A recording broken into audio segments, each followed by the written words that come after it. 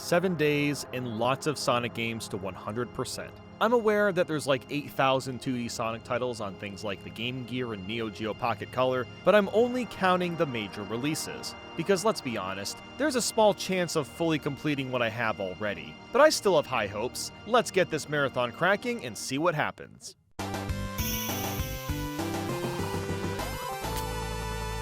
What's this? Sonic the Hedgehog in widescreen? My timer is blue now? What will science think of next? Yeah, I'm playing Sonic Origins for the 4 classic games simply because the life system is more fair and I can retry special stages as much as I want. In order to 100% Sonic the Hedgehog, I just need to find all 6 Chaos Emeralds. To do that, I need to hold 50 rings and jump through the big ring at the end of the stage. Despite finishing the 2D Mario Marathon recently, I was actually pretty hyped to play these games. I've recently played the 2D Sonic games casually, and almost all the ones I'm playing are great.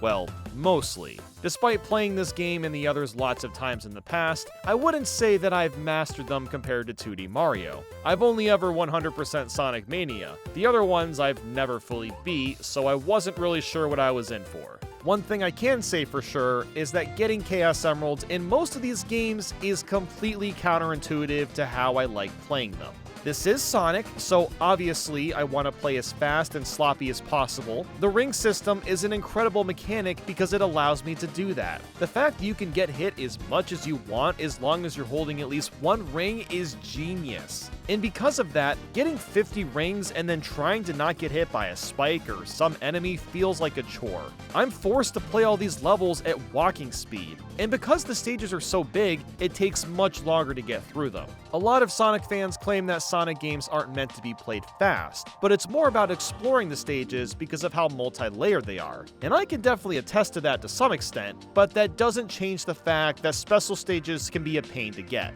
As for the Sonic 1 version of these stages, I mean, it's pretty iconic, but it hasn't really aged that well. You just kind of bounce around and pray that you get the emerald. But that's why I'm playing the Sonic Origins version, since I can use coins to retry special stages if I make any mistakes. But anyway, I was moving through the game at a snail's pace. I grabbed the last Chaos Emerald and could plow through the rest of the game, which is fine. I gotta be honest, Sonic 1 is just okay. The majority of the levels aren't very fun to play, even when you're going through it casually. I do love the music in every stage, and some of the bosses are great, but this game has aged about as well as Mario Bros. 1. Which isn't saying much. But after a little over an hour, I took out the final boss and finished the game. What do I get for collecting all the Chaos Emeralds? This cool ending of Sonic pointing at me. Well, that was worth it. And also, Sonic 1 took me 1 hour and 10 minutes. That's honestly a lot faster than I expected, because I tend to get stuck on special stages for a while. But up next is Sonic CD, of course, and at first I was a little worried. I'm not very familiar with this game. I've only played through it like once or twice, and I've never tried to 100% it. In order to do that, you need to find all 7 Time Stones. Yes, not Chaos Emeralds, Time Stones. They're totally different, guys, I swear. To get access to the special stages, again, I need to hold on to 50 rings and avoid getting hit until the end. In Sonic 1, that wasn't too bad because I've memorized most of the level layouts and the game itself is slower paced. That is not at all the case for Sonic CD. These levels are massive and you'll constantly get bounced around without any sort of control. So I thought that maybe I'd run into trouble, but it actually went smoother than I anticipated. Since you can still do one special stage per level and there's 3 levels per zone, I was able to knock out all the special stages at the beginning of the game, and the level design doesn't get too crazy until halfway through, so I didn't have too much of a struggle. The special stages for Sonic CD are some of the most unique in the entire franchise. You run around a level in a 3D-ish space and have to blow up a bunch of UFOs. This is a really fun idea, but the last couple took me quite a few tries. The hitbox seems to be a bit wonky as well. I jump and it looks like Sonic passes through the UFO sometimes. Oh, and also, touching the water drains your timer faster, which I'm only just now learning at today years old. I know Sonic doesn't like water, but wow, they really took that idea to the extreme. But at least if you're getting low on time, a timer UFO spawns in the middle, so you can potentially keep going for a bit longer. As janky as the special stage can be at times, it's one of the most memorable ones. I just love how exotic the backgrounds can get, and the music has this perfectly spiritual energy to it. As for the rest of the game, well, I sure did bounce around a bajillion times. I remember in the mid to late 2000s when it was almost impossible to play Sonic CD, and everyone always said that it was a super underrated gem. And now that it's easily accessible with multiple different ports, I can safely say that I disagree. Sonic CD isn't a bad game per se, but the level design gets overly confusing way too often. And the bosses are some of the worst in the series. All of them are brain dead easy. Even the final boss takes 4 hits, and what the heck, I'm done already? Yep, it only took 1 hour and 26 minutes to finish Sonic CD. I did not think I'd be getting through this game so quickly, but hey, I'm not complaining. We have made infinite flowers. You're too cool! Wow. If only that were true. So of course, we're on to Sonic 2. To 100% this one, we need to find all 7 Chaos Emeralds. Yeah, get used to hearing that a lot, because Sonic really likes shiny things. So I always go back and forth between Sonic 2 and Sonic 3. It's still highly debated on which one's the best, but I think Sonic 2 has a slight edge. Everyone considers Sonic 3 as well as Sonic and Knuckles as one game. You actually get yelled at if you say otherwise, so in doing so, half of Sonic 3's levels are slow and tedious. Sonic 2, on the other hand, is a smaller game, sure, but just about every zone has fantastic flow and catchy music. Well, everything except Metropolis. That one still sucks, and nobody likes those frickin' grasshopper guys that throw the arms at you, and then there's the damn starfish. Like, I could go on for a while, but we already know how it all works. Even so, Sonic 2's fantastic and has aged quite gracefully. But moving on to the special stages. What's nice about Sonic 2 is that I don't feel like I have to play the game in slow motion. I just need to get 50 rings and then run into a star post. This is significantly easier than playing to the end of a level, and I can even hit multiple star posts in one level to get multiple emeralds. And now we have the famous half pipe where you have to get a certain amount of rings or you fail. When I started Sonic Origins, I was hoping I could just play as Sonic for the entire run. But apparently, the story mode by default gives you Sonic and Tails. There might have been a way to swap them out, but the only reason I care is because Tails can make the special stages a lot harder. The later stages can be incredibly tight, forcing you to not only get most of the rings, but also avoid the large bevy of spikes that cover the ground. But thankfully, since I'm playing Sonic Origins, the field of view is much greater than the original version on the Genesis. So that means the reaction time is a little more forgiving. But even so, I was struggling on some of these stages. Tails jumps like 5 years after you, so it's really easy for him to hit spikes, which makes your overall ring count go down if he's holding on to rings of his own. But after a bit of attempts, I managed to get all the emeralds and could finally use Super Sonic. Wow, a good reason to actually collect all the emeralds. And you also get this cool picture right before the credits, and wait a second, I'm done already again? What? Hold on, how did I only spend 1 hour and 43 minutes to 100% this? I genuinely thought I was going to be stuck on the special stages for way longer, but I guess not.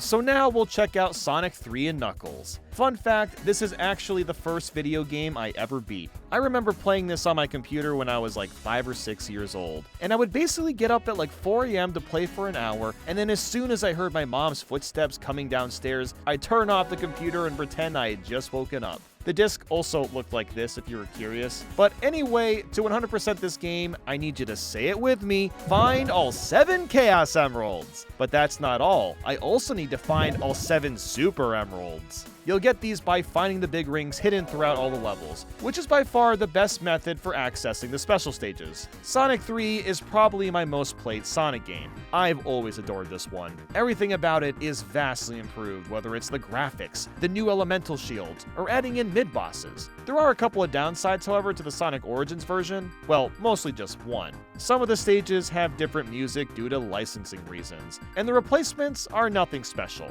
It's a true shame to not be able to hear Ice Cap Zone, which is exactly why I'm playing it for all of us right now, because this song is jamming.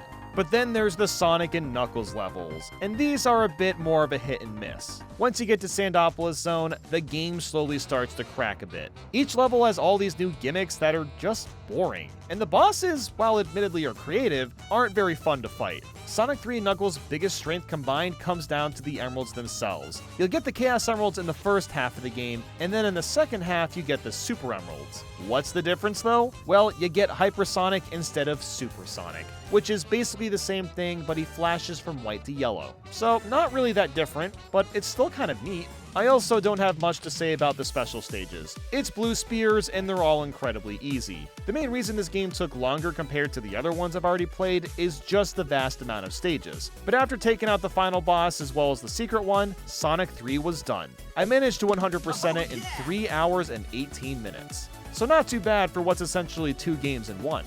So by some miracle, I still had time to continue and moved right away to Sonic Advance. To 100% this one, I need to find all 7 Chaos Emeralds with any character and beat the game with all 4 characters. You heard that right. I actually have to play through this game 4 times to 100% it. This is required to unlock the Moon Zone, which is the secret boss at the very end. Now, I definitely wasn't planning to fully beat Sonic Advance today, but I might as well make a bit of headway, so I started things off with Sonic to get a feel for the game again. Sonic Advance is another game that I grew up playing constantly. I spent countless hours playing this on long road trips and have a lot of fond memories. For the first run, I didn't even bother going for Chaos Emeralds. Since you can get them with any character, I decided to save the Emeralds for when I played with Tails, since he can just, fly everywhere and make getting to the special stages much easier. So I was just having a good time reminiscing on how much I used to love playing this. And I think Sonic Advance has aged pretty well for the most part, although the bottomless pits can be quite annoying at times. And there's a little bit of a screen crunch, but the game itself usually isn't hindered from it.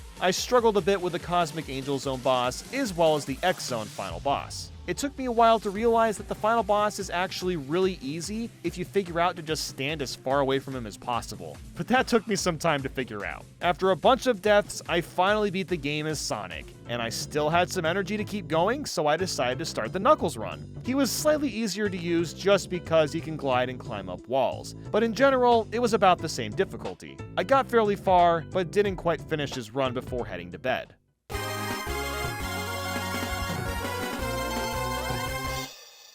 The next day has begun, and I came to a really weird conclusion. This is the 4th 100% marathon I've done this year, and I think after all this time, I've finally gotten used to what it's like to do this. 12 hours a day doesn't feel that long anymore. This has started to become second nature to me. I don't know if that's a good or a bad thing, but for the time being, that's great because I'm gonna need this energy. But moving on, the Cosmic Angel Zone boss was much easier compared to Sonic, since I could cling onto walls to help avoid energy balls and spikes. And the final boss also went over a lot better, since I, knew what I was doing, so it was time to start the Tails run. Let's talk about the special stages. To get to them, you'll have to look for a well-hidden blue spring. You'll bounce on that, and then you're taken to a 3D level where you're surfing through some sort of space vertex, and the goal is to collect a certain amount of rings. This is much, much easier said than done. I think a special stage like this would have worked a lot better on a proper 3D console and not the frickin' Game Boy Advance. The hitbox on the rings are so insanely spotty and awkward that even the first stage is difficult. And if you lose, well, too bad, so sad. You're not allowed back in. You're forced to restart the level entirely. The trick to getting these special stages really comes down to memorizing where the rings are and trying to execute as well as possible. There are a few things that help out.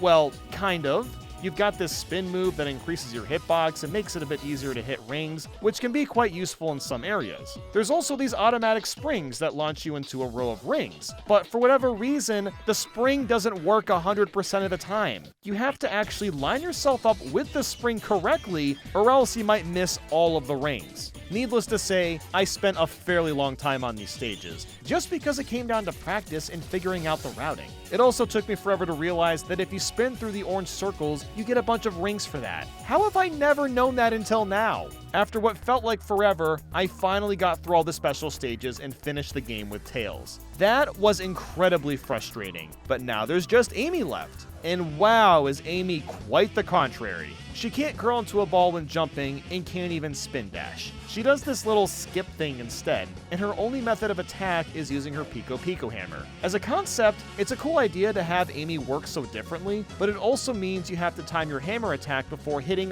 literally everything. Enemies, boxes of rings, you name it. I was kind of worried that Amy was going to make bosses a lot harder, but honestly, it wasn't that bad. Once you figure out how to time the hammer, it just came down to being a bit more strategic with attacking. You can't just do the spamming nonsense like with the others. You need to actually actually be more cautious and plan out your moves. The only boss that was easier was the snow one because the hammer's hitbox is huge, and I could easily spam him to smithereens. This ended up being a pretty interesting way to run through Advance 1, but I do wish that you could at least spin dash or even just roll down hills. There were a few parts where I was stuck in a big hill and needed to build a lot of speed to get across, but that aspect surprisingly didn't come up very often. After finishing Amy's run, I finally unlocked the Moon Zone. You play as Supersonic and have to take out the big robot guy. At first, I had no idea how I was supposed to hit him and kept losing, until I eventually figured out that you just need to dash into his head, and after a few tries, it was over. I 100% Sonic Advance in 5 hours and 20 minutes. Considering how long the special stages took, I'm kind of surprised it was only a little over 5 hours. Next up, Sonic Advance 2. Oh god. This is another game I grew up with, but never knew how obnoxious going for 100% was. In order to do this, I need to beat the game with Sonic, Cream, Tails, and Knuckles. I also need to find all 7 Chaos Emeralds with every character. Now, why on earth do we need to do this? Well, it's the only way to unlock Amy, the boss option in Time Attack, the Tiny Chow Garden, True Area 53, and some songs in the sound test. It's a lot of unlockables, but it doesn't sound that bad, right? In previous Sonic games, you just need to collect some rings or find a hidden spring to get to the special stages, and there you go, you're done. Well, let me tell you, Sonic Advance 2 goes out of its way to make getting to the Chaos Emeralds as time-consuming and painful as humanly possible. You see these fancy-looking special rings? Well, we need to find 7 of them for 1 act per zone, which equates to 28 different times. And if you die at any point during the level, the special rings that you already collected don't save. And if you are successful and get them all and get to the end of a stage, you get 1 shot at the special stage. If you mess that up and don't get enough rings before time is up, you're not getting a Chaos Emerald. So, first off, just finding these damn things is a pain in the ass. So many special rings are put in spots that are high in the air and only possible to grab 1 time and never again. It's either that, or they're just so well hidden that you'll never find them without some sort of guide. And do you know how easy it is to die in Sonic Advance 2? There's tons of bottomless pits like with the first Sonic Advance, and there's so many spots where enemies or spikes will hit you just because you didn't see it coming. It'd be one thing if special rings were saved after deaths, but no, Advance 2 tries to be as cruel as possible and wants you to suffer. This was absolutely miserable to play, and I'm not gonna lie, I was beginning to lose my patience. Doing this with Sonic was especially awful because he's not that useful. He can't fly around like Tails or Cream can. No, instead he just goes kind of fast and misses rings all the time. Thanks a lot, buddy. I think I spent close to an hour on just the first stage, and this is just 1 character. I've got to do the frickin' special ring hunt 7 times with Sonic, and then times that by 4 to include everyone else. And I thought Super Mario Bros. Deluxe for the 2D Marathon was bad. No, I think Sonic Advance 2 might be the worst game I've ever tried to 100%. And what's frustrating is this could have so easily been circumvented. If they just allowed us to keep rings near death and maybe allow fast travel from checkpoint to checkpoint, that would have been so much better, because then you could at least give yourself a retry to get rings that you missed. Due to how big the levels are, it almost feels like I'm playing a Metroid game where I have almost no useful abilities to get around and no clues as to where the special rings are. I was constantly pausing and checking a video guide because there was no other way I was going to get through this. This is going to sound strange, but I was having some serious information overload. Because I was just following a video guide to a T, I could barely grasp or remember what I was supposed to do. You all know what it's like when you're in school to take some quiz. You go home and memorize a bunch of facts, or you don't study at all, I guess. And then when the quiz is over, you forget everything you learned. Yeah, that is exactly what it's like to get the star rings in Sonic Advance 2. But thankfully, the special stages themselves aren't too bad. You run around in a 3D room collecting rings, and the hitboxes are much more forgiving than in Advance 1. If you collect rings fast enough, you can build combos and make the rings you get worth more. There's not much else to say beyond that, although stages 6 and 7 get really damn tough. The only thing that was annoying about these was that you constantly have to hold up to move forward, which, I mean, duh, of course, that makes sense, but you need to make very fast left and right turns to get rings in succession, so it was difficult to do consistently. So I found that by using my right thumb to hold up and my left thumb to push left and right, it was easier to maintain a consistent speed. Man, was I struggling. Halfway through the game, I was getting really mad at how frustrating it was to get the special rings. So after like an hour or so, I took a small break and got some tea and just sat in silence. I fired up some Spotify and YouTube videos and was making progress a little bit faster this way. I don't know what it is, but throughout the marathon, when I wasn't listening to the game itself, I was able to focus a lot better. Maybe it had to do with the fact that I wasn't thinking so much about how hard it was to get these star rings, and I was more focused on either the music or random videos. But after quite a few hours, I finished the game with Sonic. But of course, I wasn't done yet. It was time to move on to Tails, and thankfully he can fly, which made getting star rings a little bit easier. I still had no idea where most of them were, so it was a lot of pausing to check the guide and inching my way forward just like last time, but just the fact that I can fly was amazing, because a lot of hard to reach star rings were accessible with backup flight. So after several more hours, I finished the game with Tails and unlocked the sound test. Wow, that was so worth it. But I still had a bit of energy to continue. At this point, I was on a call with a couple friends, and I was just moving along while playing. I decided to start Cream's run next because why not, and I played a couple of zones before ending for the night.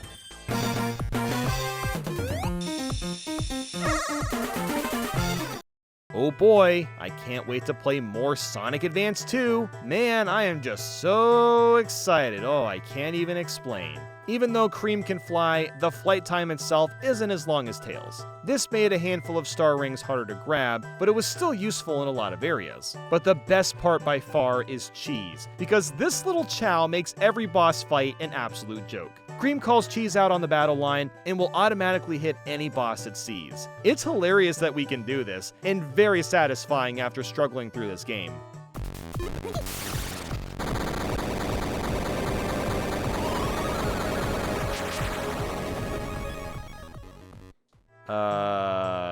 Okay? How did I break the game? Dude, I can't even jump. I'm just stuck running for an eternity. I wasn't really sure what to do, so I just let the timer run out, and once I died, I spawned at the final boss. Oh, thank God. You know, maybe the final boss was just really far away and it wasn't actually a glitch. I mean, it's possible. But anyway, I cheesed the boss with Cheese, and I unlocked the ability to replay bosses in time attack. Wow! Now to just beat the game with Knuckles. I don't really have much to add at this point, but I will say that he kind of felt like Sonic 2.0. There were some times where the gliding and climbing helped, but it wasn't as often as I was hoping. But considering that this was my 4th run in, I was actually starting to memorize where some of the star rings were, and it didn't feel as daunting. After some time, I beat the game yet again as Knuckles and finally unlocked me.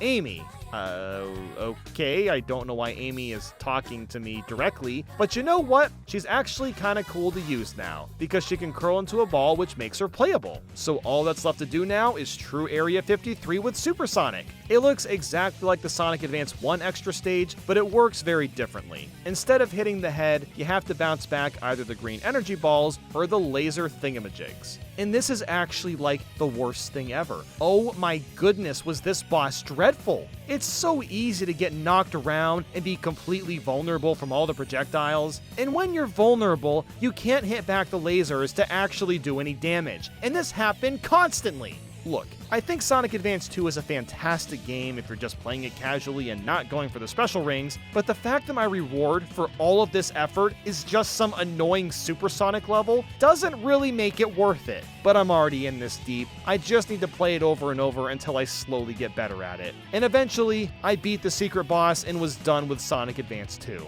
This game took me 12 hours and 6 minutes to 100%.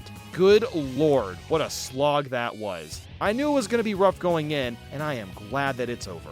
And up next is Sonic Advance 3. To 100% this one, I need to find 10 Chow in all the zones, find all 7 Chaos Emeralds, and get gold medals in all the levels. This is probably my favorite Advance game in the trilogy, and 100%ing it isn't nearly as painful. The 10 Chow are found throughout all the levels, and even hub worlds in each zone, and you only need to get them once for it to count. Once you find them all, keys start floating around all the levels, and those are used to access the special stages. It still took me a while to find all the chow, but it wasn't nearly as much of a headache, especially because of the team mechanic. The fact that you can pair any of the 5 playable characters and they all get special team moves unique to them is so damn cool. It really changes the gameplay and adds a lot of depth since you can customize your moveset. My favorite combo has always been Knuckles and Tails, because you can get a super high jump as well as just flying around. As for the special stages themselves, well, once again, you only got one shot at it. If you mess up, then your key goes away. But at the very least, it's pretty easy to recollect multiple keys, so you can try the special stages multiple times, technically. But they really don't get that hard.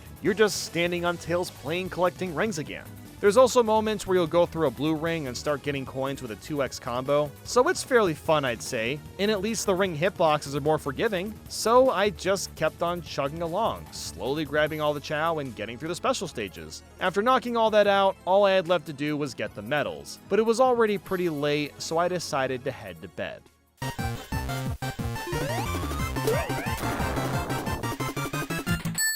I'm ready to go once again, still feeling pretty good about the marathon. It seemed like I was slightly ahead of schedule, which is great, but little did I know that I would make a massive mistake today. So all that's left to do in Sonic Advance 3 is the medals. These are based on how fast you play through a stage, so it's basically just like a time trial. I had no idea how fast I needed to go in order to reach the gold, and was having trouble looking up the times I needed. That's when I stumbled onto an IGN guide from over 20 years ago. This was the only place I could find that showed me all the times for all the levels. There's something really charming about unironically using a guide from like 2002 in the year 2023. So shoutouts to whoever made this. When I was checking how to 100% all these games, not all the information online was super well documented. For Sonic Advance 3, I thought that I needed to get gold, silver, and bronze medals in all the stages. So that's what I was doing. I basically replayed all the levels at least 2 times to get all the medals. This took an extremely long time to do, but it was by far the most fun I had with the entire marathon.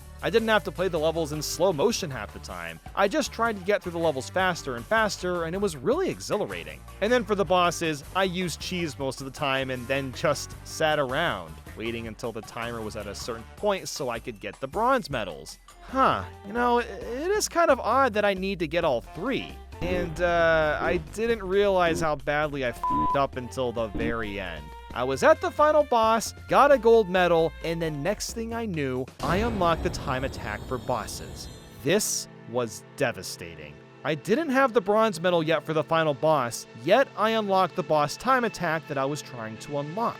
Because apparently, I only needed to get gold medals in all the stages and not get all 3 of them. And I'm only just learning this after getting all 3 medals in the entire game. Oh dear God, I just wasted at least a few hours replaying stages way more times than I needed to. So now I have no idea if I have a chance of finishing this challenge on time because of this mistake. But I can't think about that right now. At least I unlocked everything I needed to unlock and just needed to finish the extra zone. This time, we teamed up with Eggman to take out Ultimate Gemerald, which is really damn neat. The idea is to kind of throw Eggman at Gemerald to attack, and it's really funny to look at in hindsight. But once again, it's another annoying level. You constantly get bombarded by projectiles, so you have barely any window open to do damage. I was also getting really fatigued in general, so having to play this wasn't sitting well. After taking him out, I beat Sonic Advance 3 in 12 hours and 19 minutes. Man, I definitely could have saved at least 3 to 4 hours if I solely went for gold medals, but there is only so much I can do about that. Might as well just move on to Sonic Rush. To 100% this one, I need to find all 7 Chaos Emeralds with Sonic and finish Blaze's story as well as the extra zone. And that's it. They simplified the unlock requirements a lot compared to the Sonic Advance trilogy. I feel like the discourse for Sonic Rush flip-flops all the time, but I've always found it to be a really great game. It's another one that I grew up with. I still remember getting it for Christmas when I was like 12 years old and being completely enamored with it. I thought the gameplay on the top and bottom screen was so cool, although looking back it's kind of tacky. But I still love this game to pieces. The music absolutely kicks, and the new boost mechanic adds an amazing sense of speed.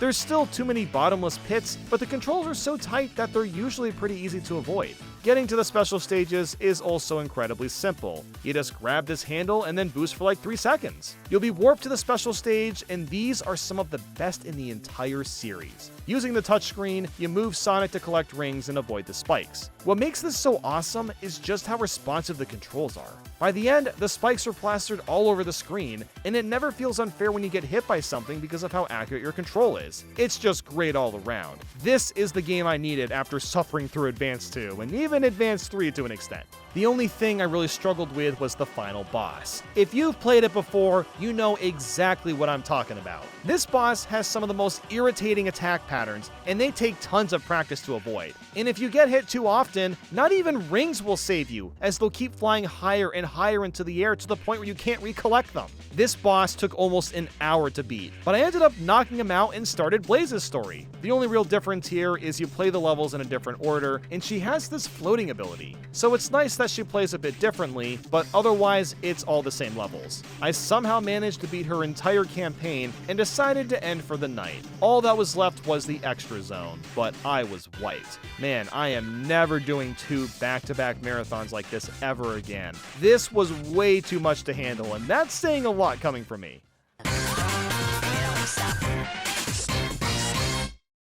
For some reason, I woke up at 5 a.m. and couldn't get back to sleep. So I said screw it and fired up Sonic Rush. All I had left to do was the extra zone, so I knocked that out in about 20 to 30 minutes. Like the advanced games, it was just kind of frustrating constantly getting smacked around by lasers and stuff. I mean, it's a cool concept to be able to switch from Sonic and Blaze, but I just don't find these secret fights to be very enjoyable. It feels like the game is slowing things down for no reason, or maybe my brain is slow from a lack of sleep. Either way, I ended up 100%ing Sonic Rush in 5 hours and 42 minutes. I also got one of the funniest ending screens I've ever seen. Congratulations! Accompanied with Cream crying and a blurry Sonic dancing in the back. Look, I understand what's happening, but this is so goofy with no context. Next was Sonic Rush Adventure. I've made a severe lapse in my judgment. To 100% this one, I need to find all 7 Chaos and Soul Emeralds, fully upgrade all 4 vehicles, clear all 100 missions, collect all decorations, unlock all sounds, movies, and dialogue, and beat the secret level Deep Core.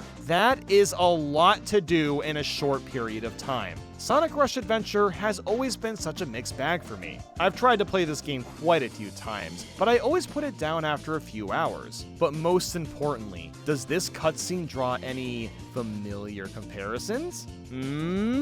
If you were also thinking of Danganronpa 2, then you'd be correct. Alright, just hear me out, okay? Sonic and Tails are washed up on a beach. Hajime is washed up on a beach.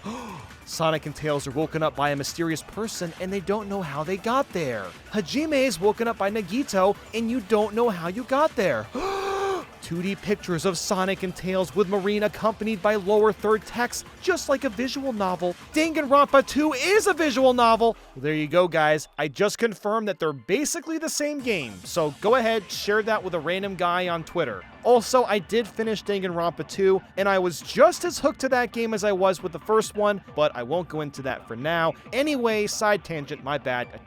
I saw it and I had to bring it up. There's actually a lot to explain here, so I'll try to keep things simple. The main thing we need to do is find all the islands in the game, as these islands have the levels. In order to get to them, we need to build vehicles. Now, how do you build the vehicles? Well, with materials, of course, just like real life. So you get materials for clearing levels, and once you've gotten enough for a specific vehicle, that's when Tails will build it. You need to build all 4 vehicles because they all travel different distances, while some of them, like the submarine, submerge underwater, and they're the only ones that can find hidden underwater entrances. That is the main gist to just beating the game, and it's very weird at first. It gets to the point where you quite literally have to grind Sonic levels to obtain enough materials for all the vehicles. It's a bizarre process for a Sonic game, but thankfully the stage select shows you where to get specific materials, and the amount you get depends on how fast you play the stage. So the more you play, naturally the better you'll get at them, and you'll earn larger quantities of materials. You'd think it'd be annoying to replay the bosses or levels, but I didn't really find it to be that tedious. It's silly, but the levels themselves are fairly well designed. bottomless pits are much less common, and the themes are super extravagant and unique. The bosses are also much better than the first Sonic Rush. You can actually hit them multiple times instead of just once per cycle. So I was actually having a lot of fun getting through the main chunk of the game. The first thing I did for 100% completion was fully upgrade the vehicles, because yes, all 4 of them can upgrade twice. All the upgrades do is let you travel farther distances in the water, but it's a really good idea to do that first since it makes reaching new islands much easier. And I haven't even mentioned that when you're actually on the vehicles, you have to play touchscreen minigames. They're not bad minigames per se, but it does feel a little tacky and unnecessary. But hey, when you get to a new island just one time, you can fast travel there afterwards so you don't have to play the minigames every time. After about 4 to 5 hours, I made it to the final boss and beat the main game. But my work was nowhere near done. I still had a lot to do. One of the most important things is to keep talking to all the NPCs, because a lot of them unlock missions that I eventually need to get to. There was also a guy where I had to give him a bunch of rings so he'd build decorations for the islands, although strangely, you only need to give him rings a few times, because the rest of the decorations are built after beating specific missions from NPCs and then talking to those same NPCs again after beating those missions. I know, it's getting a little confusing, but the basic idea is play the game and then talk to all the NPCs every once in a while and you'll be good to go. The next thing I worked on was getting the Chaos Emeralds. To access these, you just need to find where Johnny is. Now, where's Johnny? Out in the sea, of course. It's some shark guy and he wants to race us. So we have to beat him in a race in order to get the Chaos Emerald. This is definitely the weirdest way to get an emerald in any Sonic game, but I shockingly love this. The races are exhilarating. You really need to put in the effort to nail the ramp tricks to build speed and stay ahead of Johnny. The races get gradually harder, but it never feels frustrating. The only difficult part is just finding him, because without this map online that just shows where everything is, I don't know how else you could spot him. So I ended up getting all the Chaos Emeralds and then focused on finding all the hidden islands. Once again, I just used a completed map online to do this, and it wasn't too bad. Doing all of this is just super time consuming, but after finding all the hidden islands, I began my dive into the missions. At this point, I have played a few just to try them out, but a lot of them weren't unlocked yet, so I didn't go too crazy with it. The bulk of the missions revolve around a few different things. Do a bunch of tricks, get a high combo, find a hidden medal, beat the boss or stage with one ring, reach the goal by a certain time, and collect a bunch of rings. These are looped over and over for a bunch of the main and hidden levels. You may think this would get kind of monotonous after a while, but actually, I really like that these are included. Now, are these great for the marathon setting that I'm currently in right now? Absolutely not, but from a casual perspective, missions are a great way to add and expand post-content to a game. They may not all be super creative, but at the very least, they make you think about the levels you've played in different ways. I was able to get through some of the missions, but a lot of them were hard. And I mean really, really hard. I unfortunately was stuck on most of the time limit missions. I'd spend anywhere from 20 minutes to a couple hours each on just one. The reason they're so hard is because you're required to play as optimally as possible and basically memorize the entire level layout. The time requirements are insanely strict. It's hard to explain without actually trying the missions yourself. You need to boost at just the right time, take all shortcuts available, use the R button jump perfectly, and don't mess up ever. There's video guides I was watching online for help, but good God, look at how amazing this person is! Is this guy a freaking taskbot? How can someone be so good at this game? Or maybe I'm just really bad. It's probably a bit of both, but either way, this was a big problem. I still had 5 games to tackle, and there's only 2 days left. The time was ticking, and I was feeling less confident about being able to complete this challenge. I finished around half the missions and then called it for the night, hoping the next day would go over better.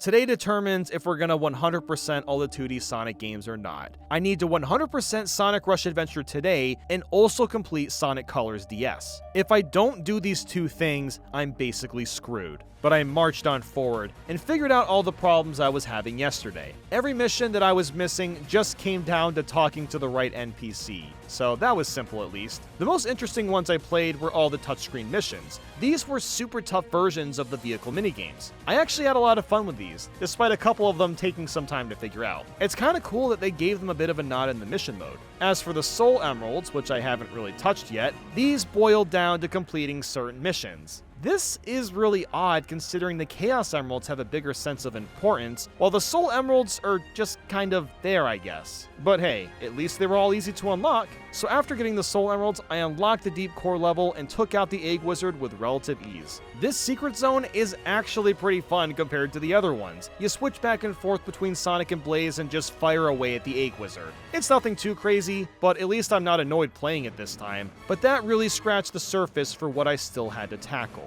The time limit missions were starting to break me. Either I'd spend 20 to 30 minutes on one, or I was so baffled and confused on how to get through it that I quit and moved on to another mission. I could probably spend an entire video talking about these missions, but I just want to bring up Hidden Island 16 as one example. This isn't even that big of a level, but the time limit is so strict and I needed to make the craziest ass jumps. All I could do was just press forward, mission after mission. I was slowly getting them knocked out, and next thing I knew, I had 3 missions left. All of these were time limit ones that I've already been stuck on all day. I tried them all again, and I didn't beat them.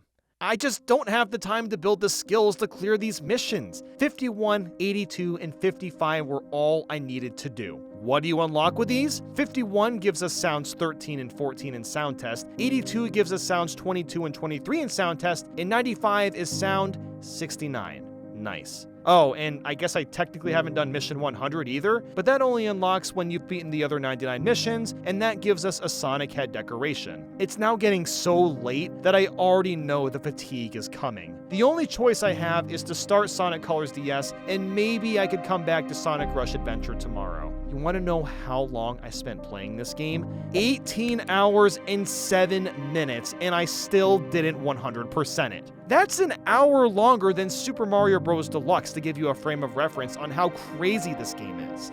So I begrudgingly started up Sonic Colors. To 100% this one, I need to find all 7 Chaos Emeralds, and that's it. So it's back to the basics. In fact, the special stages appear like they used to. Hold 50 rings until the end of the level. Now we're not including the normal Sonic Colors game because that has a lot of 3D sections, while this one is entirely in 2D and is clearly using the Sonic Rush engine, so it felt like the right choice to include it. One of the biggest differences gameplay-wise is that you can lock onto enemies. I'm kind of indifferent to the change here because the game still plays pretty much the same. But, oh no.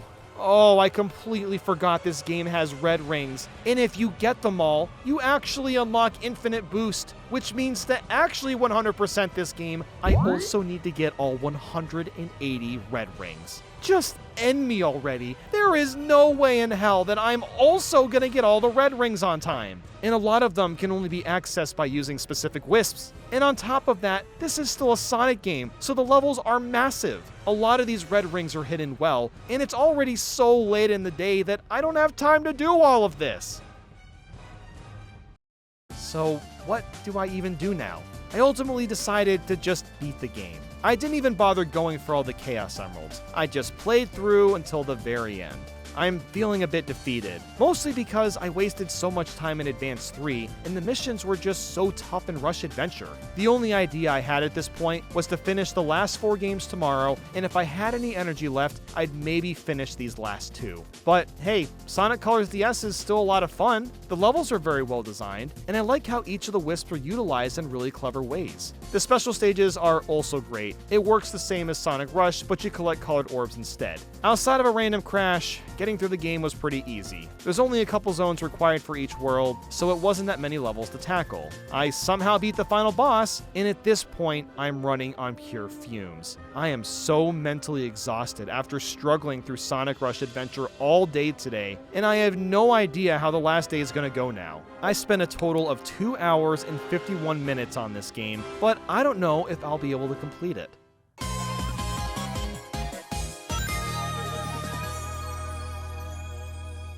With 4 games left, I had to start with Sonic 4 Episode 1. To 100% this one, I need to find all 7 Chaos Emeralds. I can't believe I'm playing this again. I played it once in the past and immediately uninstalled it from Steam. That's how much I hated it. But here we are today, playing one of the most mediocre games of all time. There's a lot of problems with Sonic 4, but I think the biggest one is the lack of soul. Nothing about this game screams confidence in itself. Every aspect of it borrows from Sonic 1, whether it's the title screen, the levels, the special stages, and even the bosses to some extent. There's obviously a few new things, like your homing attack, and the fact that you don't roll down hills naturally anymore, so that's just great. And the bosses technically have new attack patterns, so I guess that's neat. I just don't know why the game is called Sonic 4 when it's just trying to be a reimagination of Sonic 1. But anyway, one of the best parts about this game is that it's short and getting to the special stage is pretty easy. It's once again like the older games, get 50 rings and touch the big ring at the end. The special stage looks exactly like the Sonic 1 stage, but actually plays very differently. Instead of having the level rotate on its own, we have full control of the rotation. So in a way, this is kind of the best way to bring it back. And also, if you're about to hit a death zone, you can easily pause and restart, which is admittedly pretty awesome. But there were a few stages that I had to reset from getting hit by enemies and losing all my rings. At this point, after doing 2 marathons in a span of a month, I've officially lost my patience. I was getting really frustrated because I had to replay a few levels to get the emeralds. And the special stages themselves were a lot harder than I remember, especially the last one. Oh my god, the last one is so freaking stupid! There's so much bouncy nonsense that can easily knock you into the death areas. The only strategy I really had was the pause buffer, which just entails me to pausing every few frames so I can be sure that Sonic was headed towards safe areas. Wow, that took a lot longer than I thought it was going to get the emeralds. Oh man. What the hell? My game just crashed? Oh, please tell me it saved. Don't worry, the game did actually save. The final boss was also just the worst. I don't even think it's that hard, but I'm just so beaten down by this challenge. I think I lost to the Death Egg like, I don't know, 5 or 6 times before finally taking him out. And then the game was over, and oh man, was this one painful. It took me 2 hours and 35 minutes to finish. This should have only taken me like an hour, but whatever, I'm over it. So now it's time for Sonic 4 Episode 2, oh boy. To 100% this one, you have to find all 7 Chaos Emeralds again. It works exactly the same as it does in Episode 1. Get 50 rings and touch the big ring at the end. Thankfully, Episode 2 is not nearly as bad as Episode 1. They fixed a lot of small problems with the controls, and the levels are a lot more creative this time around. It's not anything special, but it's improved, I guess. The special stages are a bit better too. It's once again the half pipe, but now there's a boost button. Ooh, neat. Dude, even the color scheme is copying Sonic 2. I really don't understand why Sega at this time was leaning so hard on nostalgia, but at least you can still retry as much as you want, and most of the stages are easy. Well, most, except for the very last one. To the almighty heavens, why is this one so impossible? Again, I could just be playing bad from fatigue, but the other 6 stages weren't a problem. You have to get so many rings here and need to use the stupid lasso thing with Tails to even stand a chance at clearing this. The main thing I was confused about was the huge loop of rings. I had no idea how to get up there until I realized that that's what the boost is for. Okay, so I just have to use boost. Cool. So I tried that and oh fun! The boost momentum is so clunky that I missed most of the rings. It is extremely vital that you get a large majority of these rings because the last section of this stage demands 500 freaking rings. And you want to know how many rings are in the last section? Almost none. You just get some scraps. Now, yes, obviously, if you get the bunch of 8 or 12 rings in a row, you do get a little bonus of 20, but those are not only super hard to get, but it's still not that many. You have no choice but to go into this last section with at least 400 rings bare minimum. That is a crazy ask considering the bulk of rings are in this janky-ass loop, and the rest are surrounded by spikes. I spent almost an hour on this one special stage. Man, am I even going to get to Sonic Superstars today? I am astounded by how long the Sonic 4 games are taking to finish. I expected both the games to take like an hour each, but I did not account for how annoying the special stages can be. Something else I realized is that getting Super Sonic is kind of a huge waste of time. Sonic 2 and 3 have around a dozen zones if not more, and you can get Super Sonic really early in those games. But with Sonic 4, there's 4 freaking zones and you don't get Super Sonic until halfway through the game. So yeah, I guess it's kind of nice that I can use them for like the last levels, but then the game is basically over by the time you unlock him. When I beat the final boss, Sonic 4 Episode 2 took me a total of 3 hours and 42 minutes to finish. I can't believe how long this took. I really need to cook the rest of today. Thank God Sonic Mania was next. Finally, I'm back to a good Sonic game. To 100% this one, I need to find all 7 Chaos Emeralds as Sonic and unlock all 32 Blue Spear stages. The only thing I won't be doing is getting gold medals in the Blue Spear stages because it's not necessary. There's a few modes I'll unlock by just playing and beating Blue Spear, hence why I'm not going to bother doing golds. But dude, I was so excited to jump back into Mania. I will never forget when this game came out. I was having the craziest goosebumps after like 5 minutes of playing. Finally, a new Sonic game that had perfect physics, fantastic level design, and really fun special stages. It felt like years since we got something really high quality from the franchise. It was truly a magical experience. The only thing I really struggled with was a couple of the special stages. Actually getting to them is easy enough, you just have to find one of the many big rings in each level, but they can get pretty tough. Or maybe I'm just really tired and I'm just playing bad. After finishing Sonic Mania, all I had to do was knock out the rest of the Blue Spear levels. As I was going, I slowly started to unlock the other modes and only got stuck on a handful of Blue Spears. Thankfully, it's really easy to retry these levels. I just kept replaying Green Hill Zone and jumping into the same 3 checkpoints. After a few hours, I managed to get all the levels and actually 100% the game. It took me 5 hours and 19 minutes. The only problem was that it was already getting late and I hadn't even started Sonic Superstars yet. So I got the game running. To 100% this one, I need to find all 7 Chaos Emeralds, beat the story mode and Trip's story, and unlock all the store inventory. So I started playing and I realized the challenge was over. I got about 1 hour and 37 minutes into it, but it didn't matter. Even if I were to stay up all night and finish this game, there's no way I could complete the challenge. I do believe that if I stayed up all night to finish Superstars, I could probably do it. I imagine it'd take around 6 to 8 hours, but what's the point? Because by then, there's only a couple hours left, then I still have to beat Sonic Rush Adventure and Sonic Colors DS, which would take way longer than that. So I just stopped playing, and that was it for the challenge.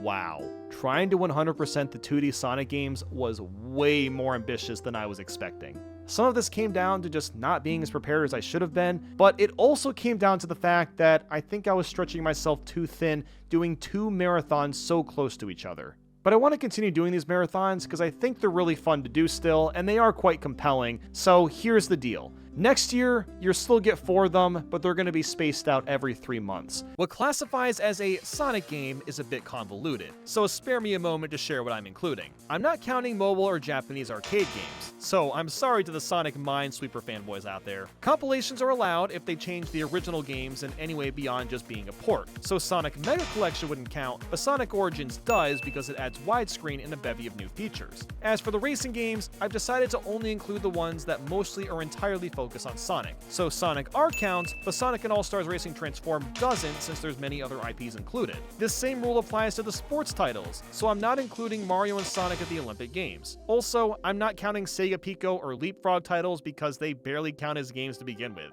Everything beyond that, however, is included, so let's get this massive project started and get her ranked.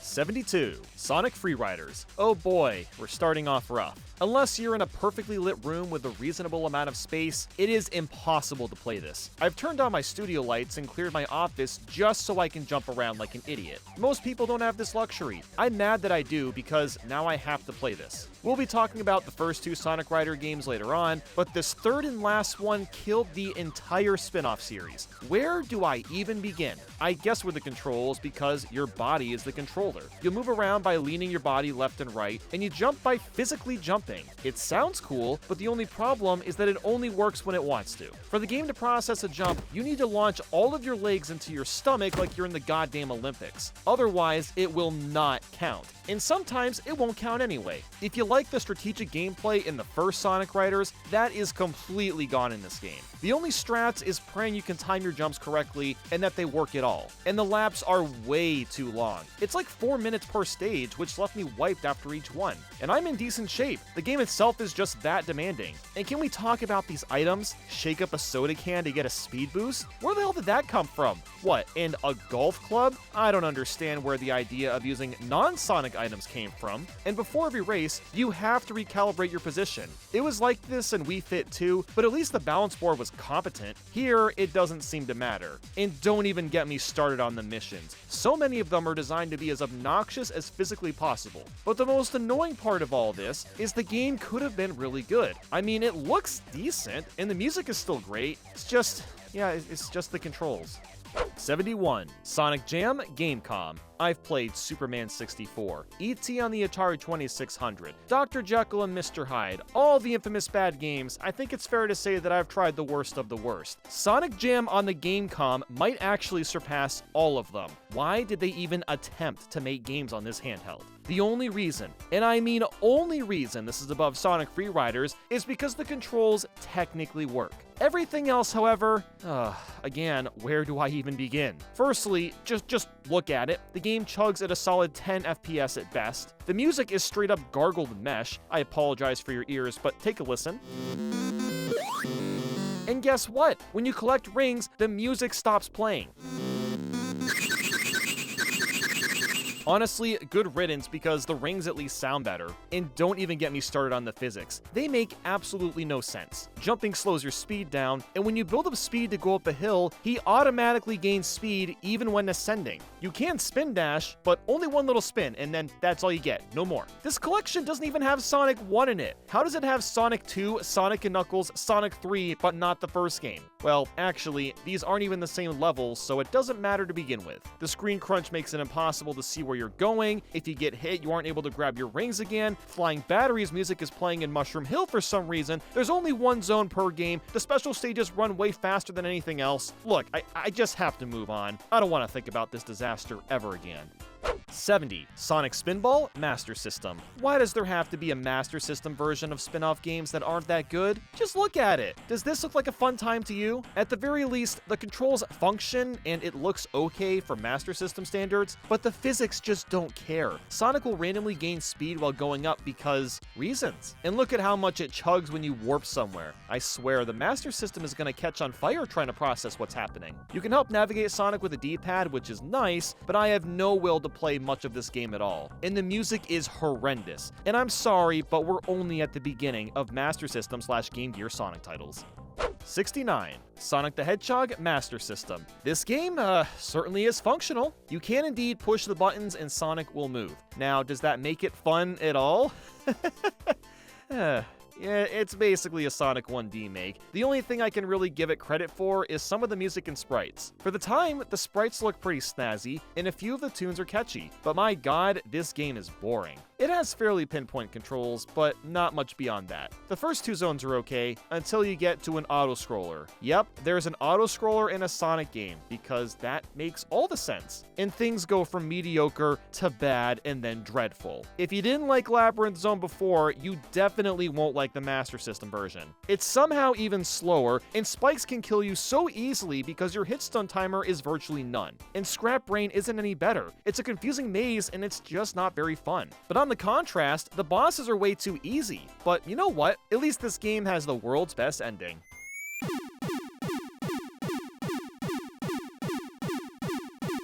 Yep, I know, it's pretty awesome. Even Sonic, sings in the credits?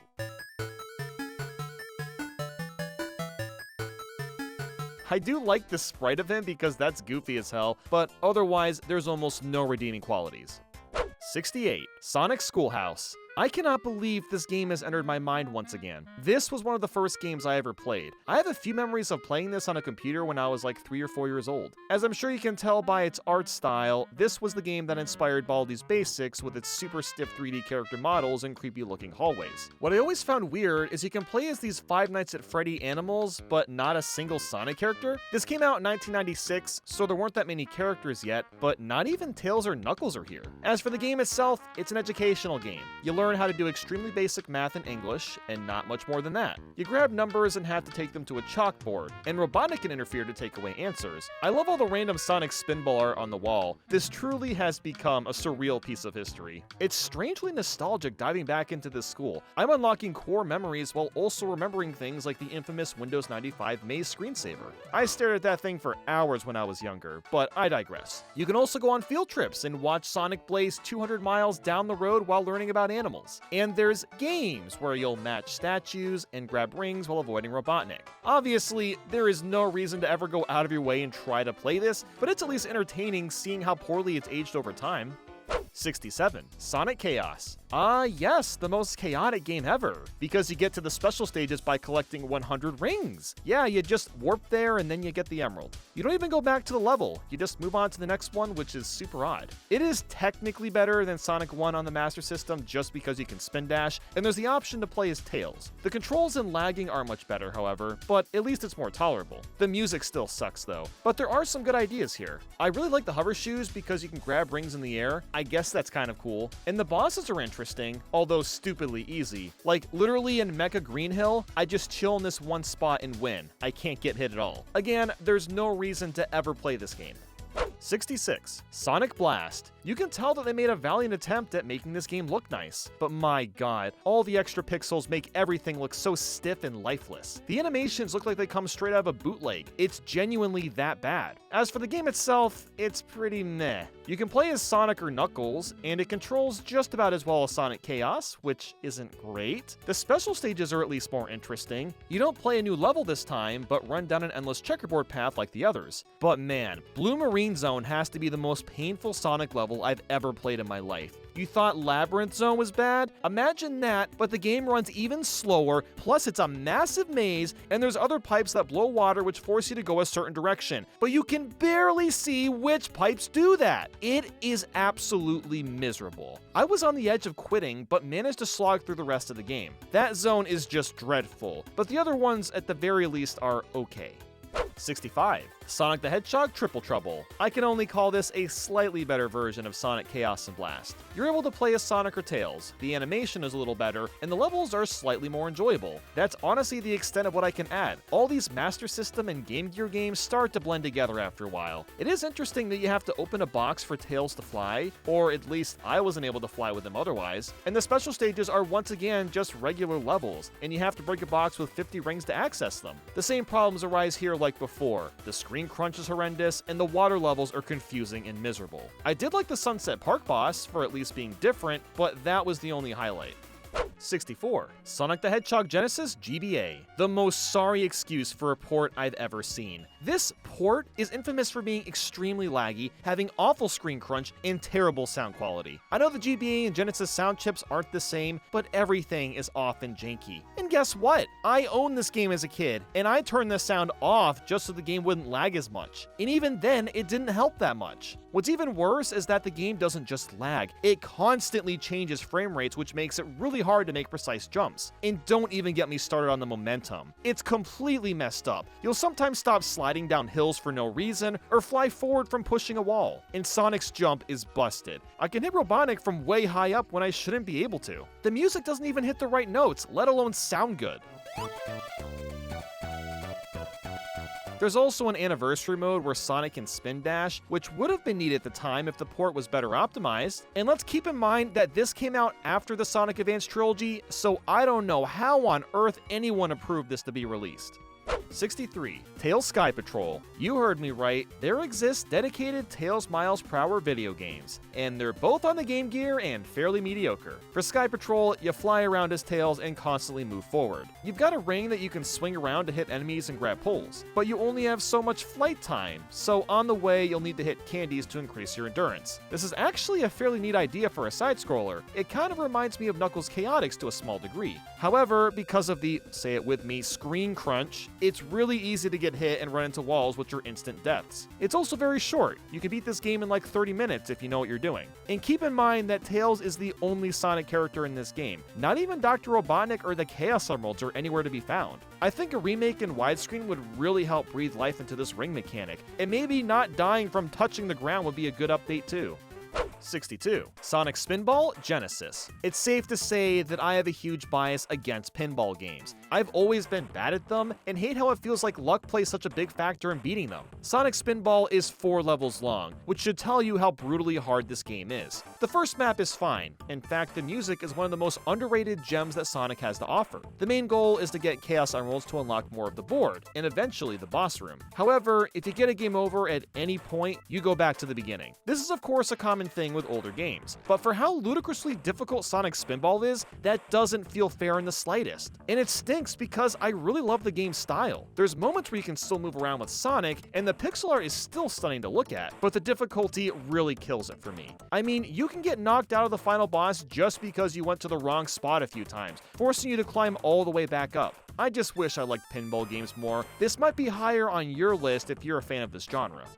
61. Sonic Shuffle. Everybody knows that this game sucks, but does anybody really know why it sucks? I mean, it's a Mario Party ripoff that also happens to be a confusing snooze fest. I'm sure we've all seen this one board, Emerald Coast, because that's as far as most people will ever get without falling asleep. The pacing is slow, the loading times are atrocious, and you don't play minigames at the end of each turn. It's just when you land on a minigame akin to Mario Party 9 or 10. The minigames are fine, I guess. There's nothing very special or standoutish here. The biggest problem with Sonic Shuffle is the single-player mode, because the computer players are entirely broken. Even if you put them on easy, they will know exactly what to do and screw you over, making it nearly impossible to win. The goal is similar to Mario Party. Instead of coins, there's rings, instead of stars, there's precious stones, and instead of a dice block, there's cards. These cards can be selected from your hand or the other players, and the computers know exactly what your best cards are. So yeah, that's just a little bit unfair. If there's anything good to say, is that I'm a pretty big fan of the cel-shaded style. It doesn't look great in this game in particular, but I can imagine a modern 3D Sonic game that would really shine with this style. Also, Dr. Eggman's voice actor killed it. He's very fun to listen to. But otherwise, Sonic Shuffle deserves to be forgotten about. Just pretend you didn't watch this. 60. Sonic Drift. I remember hating this game when I played it several years ago, so I really gave it a chance this time. And despite only having 4 characters and awful music, it's actually okay. The controls take a minute to get used to, but once you get the hang of it, it's fun to zoom around the turns and pass other racers. What I do really like about this game is the amount of tracks it has. There's 18 total, and they're all based on a zone from the first Sonic game. This is an incredibly cool idea. I really wish Nintendo would do this for all the kingdoms of Mario Odyssey and add that to Mario Kart or something. But this is on the Game Gear, so everything kinda looks the same anyway. There's not much for items either. After playing all 18 tracks, there's nothing else to do. You've got Free Run to try the track solo, and a versus mode that can't be used because, I mean, who owns a Game Gear?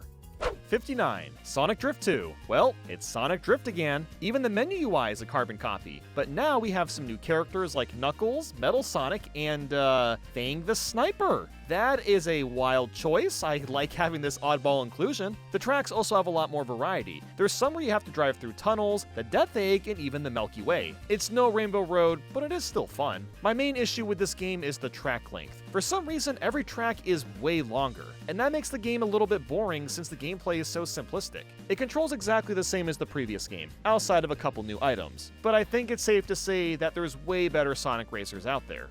58. Sonic Labyrinth. This game kind of lives in infamy for being one of the worst Sonic games of all time. And yeah, it's really not that fun. Sonic moves around on an isometric plane at an extremely slow pace, and all you really do is find some keys and get to the goal. You can spin dash, which picks up the pace pretty gradually, but that's not really the issue. There's just not much to do besides get keys and occasionally fight bosses. The game is functional at the very least, and the levels being bite-sized helps keep things moving. But sometimes the perspective feels off, like say when you're rolling down a hill and getting rings. You have to be in a very specific spot or you just won't grab them. And the music isn't very good either. It's on the Game Gear, so you can't expect much anyway. It's definitely ambitious for a Game Gear game, but you might as well play Sonic 3D Blast if you're really itching for isometric Sonic. 57. Sonic the Hedgehog 2 Master System. Of all the Master System and Game Gear Sonic titles I've slogged through, this one was the most tolerable. That's simply because the stage layouts weren't complete dog shit.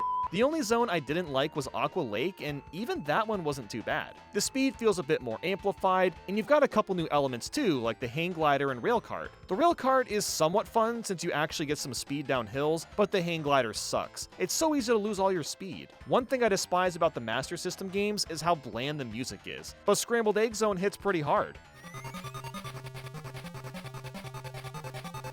This beat with a good remix could make for a fantastic tune. The bosses are also slightly better than I expected. Mecha Sonic was fun to take on, and the others were alright. I still have no reason to ever play this game again, but at the very least, it didn't feel like a complete waste of my time. 56. Sonic Pinball Party. The pinball era. Every big mascot in the 90s and 2000s needed a pinball spin-off game. You already know I don't care for pinball, but I have to at least give props to Sonic Pinball Party for being very colorful and fun. There's only 3 tables, which isn't a lot, but they do all feel very different and have varied rule sets. What's strange is there's only one Sonic-themed board, while the others are Knights and Samba de Amigo. I'm not complaining about that. It's nice to see some sort of representation of those series. It's just very odd to call the game Sonic Pinball when only 33% of the boards are Sonic themed. There's also a story mode where you have to beat your friends in Eggman at the end. And again, your mileage will vary if you like pinball or not. The presentation is very solid too, but I just can't get past the fact that when I hit the ball, it doesn't go where I want it to half the time. There's a few extra modes too. You can play these Casinopolis minigames, which are fine, but again, you have to use the table to play, which just slows the slots and bingo down to a crawl. And like the other Sonic Advance games, we have a tiny Chow Garden. This game is alright. You'll probably like it more if you already like pinball. 55. Sonic Boom Rise of Lyric. Wow, another YouTuber guy saying Sonic Boom is big poo-poo. The thing about this game is that it's not unplayable or anything. There's a lot of glitches, obviously, but the main issue is that it's just boring. And I mean really, really boring. Sega was trying to rebrand Sonic for the 74th time. This attempt was really catered towards kids, which is fine and all, and I've heard great things about the TV show, but man is this game a slog. The missions are just so tedious. It feels like I'm playing some random licensed PS2 platformer, but with Sonic characters in it. Punch the bad guys, push the green buttons, that's the whole game. None of the locations are pleasing to look at either. Like I said, it's similar to a budget PS2 game. And honestly, I don't completely hate the redesigns of the characters either. They look a bit disproportionate, but it is a cartoon. That makes them more interesting if you ask me. The cutscenes though are, they're something else. They are so awful and cheesy that you kind of have to love them. But the issue really comes down to the gameplay. Like I said, it is so freaking slow. You can do a little spin dash over and over, but that's the most speed you're gonna get without glitches. And on top of that, it's really easy to get lost. I had no idea where to go half the time. You can't even glide with Knuckles or fly with Tails. What's up with that? This game is what I would call a playable disaster.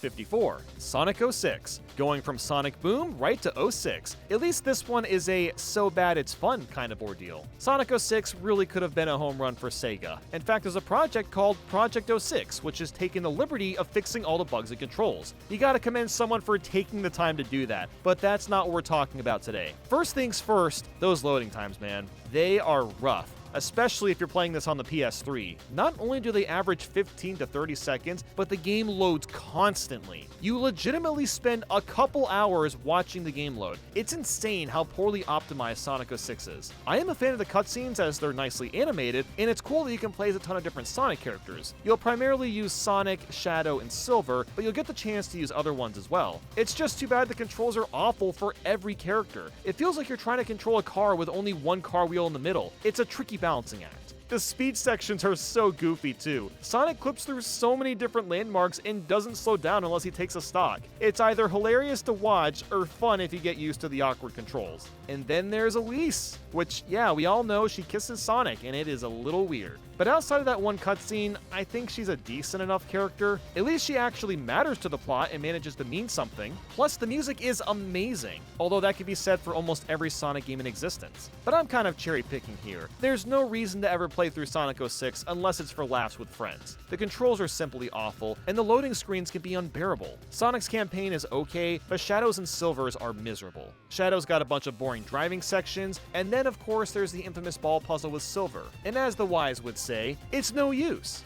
53. Sonic Classic Collection. I had no idea there even was a compilation of Sonic games on the DS until this video, and I wasn't missing much. It's absolutely hilarious that the menu uses the same Sonic Jam music, just like Sonic Origins does, but man, there's really no reason to play these games on the DS because they don't run very well. Much more playable than Sonic on the GBA, of course, but that's not really hard to beat. It feels like I'm playing these games anywhere from 20 to 30% slower, so again, everything is functional, but why would you ever choose to do this? You do get the option of playing as Knuckles in Sonic 2 and 3, but not Sonic 1, which is odd because you could do that with Sonic Jam, so I'm not sure why that isn't featured here. They also removed all the multiplayer options. It's so weird seeing the Sonic 3D title screen now. It just looks empty. But hey, you get some illustrations, which we've seen a dozen times already, and you don't have to do anything to unlock them. They just exist. The strangest part of this game, though, is the save and load buttons on the touchscreen. Just take a good look at this. I mean, what does it look like to you? Save states, right?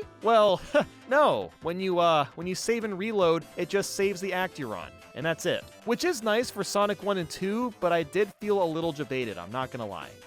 52. Sonic and the Secret Rings. If you ever wanted to move Sonic with motion controls, then boy oh boy is this the game for you. And even better, Sonic runs automatically. The perspective is admittedly pretty cool looking, but this game just does not control well at all. Even just backing up is a pain, because the camera doesn't turn around for you to see where you're going. Jumping slows you down, so you're incentivized to jump as little as possible. Ugh, if only there was a way to control Sonic's movement manually. And the craziest part of all this is that you unlock moves to make your moveset smoother. That just makes no sense to me whatsoever. Why make your game less playable at any given point? The levels are pretty fun locales, but the structure could be better. You play these levels like they're missions, which might seem okay, but you just end up replaying the same level over and over again with slightly different tasks. Honestly, this game might have been decent if we could just use the joystick and buttons to move around, and like usual, the sound design is awful. Often Sonic will talk, but the music is way too loud. And speaking of music, I hope you like the theme song because you're gonna hear it a lot.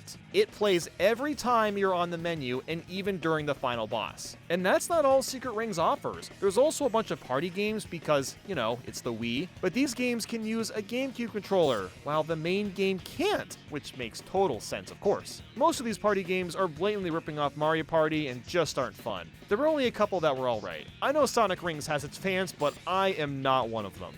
51. Sonic the Hedgehog 4, Episode 1. It's truly painful that Sega used the classic Sonic title in vain for this college flash project. This was supposed to be the revival of the classic Sonic games, but instead it buried them further into the ground until Sonic Mania came out several years later. The controls are uncomfortably stiff. You can even roll down a hill when you're in a ball. And for some reason, you're able to lock onto enemies, although that's not needed in a 2D space. It makes sense in 3D since controls are more precise, but in Sonic 4 it makes the game too easy and short. And short it is, you've got a total of 4 levels to play. The point of that was because this was originally going to be an episodic series, but it flopped so hard that it only ever made it to Episode 2. For the stages themselves, it's nothing interesting whatsoever. Splash Hill Zone is Green Hill, Casino Street Zone is Casino Night, Lost Labyrinth Zone is Labyrinth, and Mad Gear is Metropolis. There's no originality with this theming. Even the bosses come from the older games. Plus, the special stage is a ripoff of Sonic 1's. Why would you pick that one? No one likes the Sonic 1 stage. Come on, guys. But to give it some points, the music is decent and the art style it's not bad. If you really want to play this bad game, you'll finish it in an hour and you'll be done.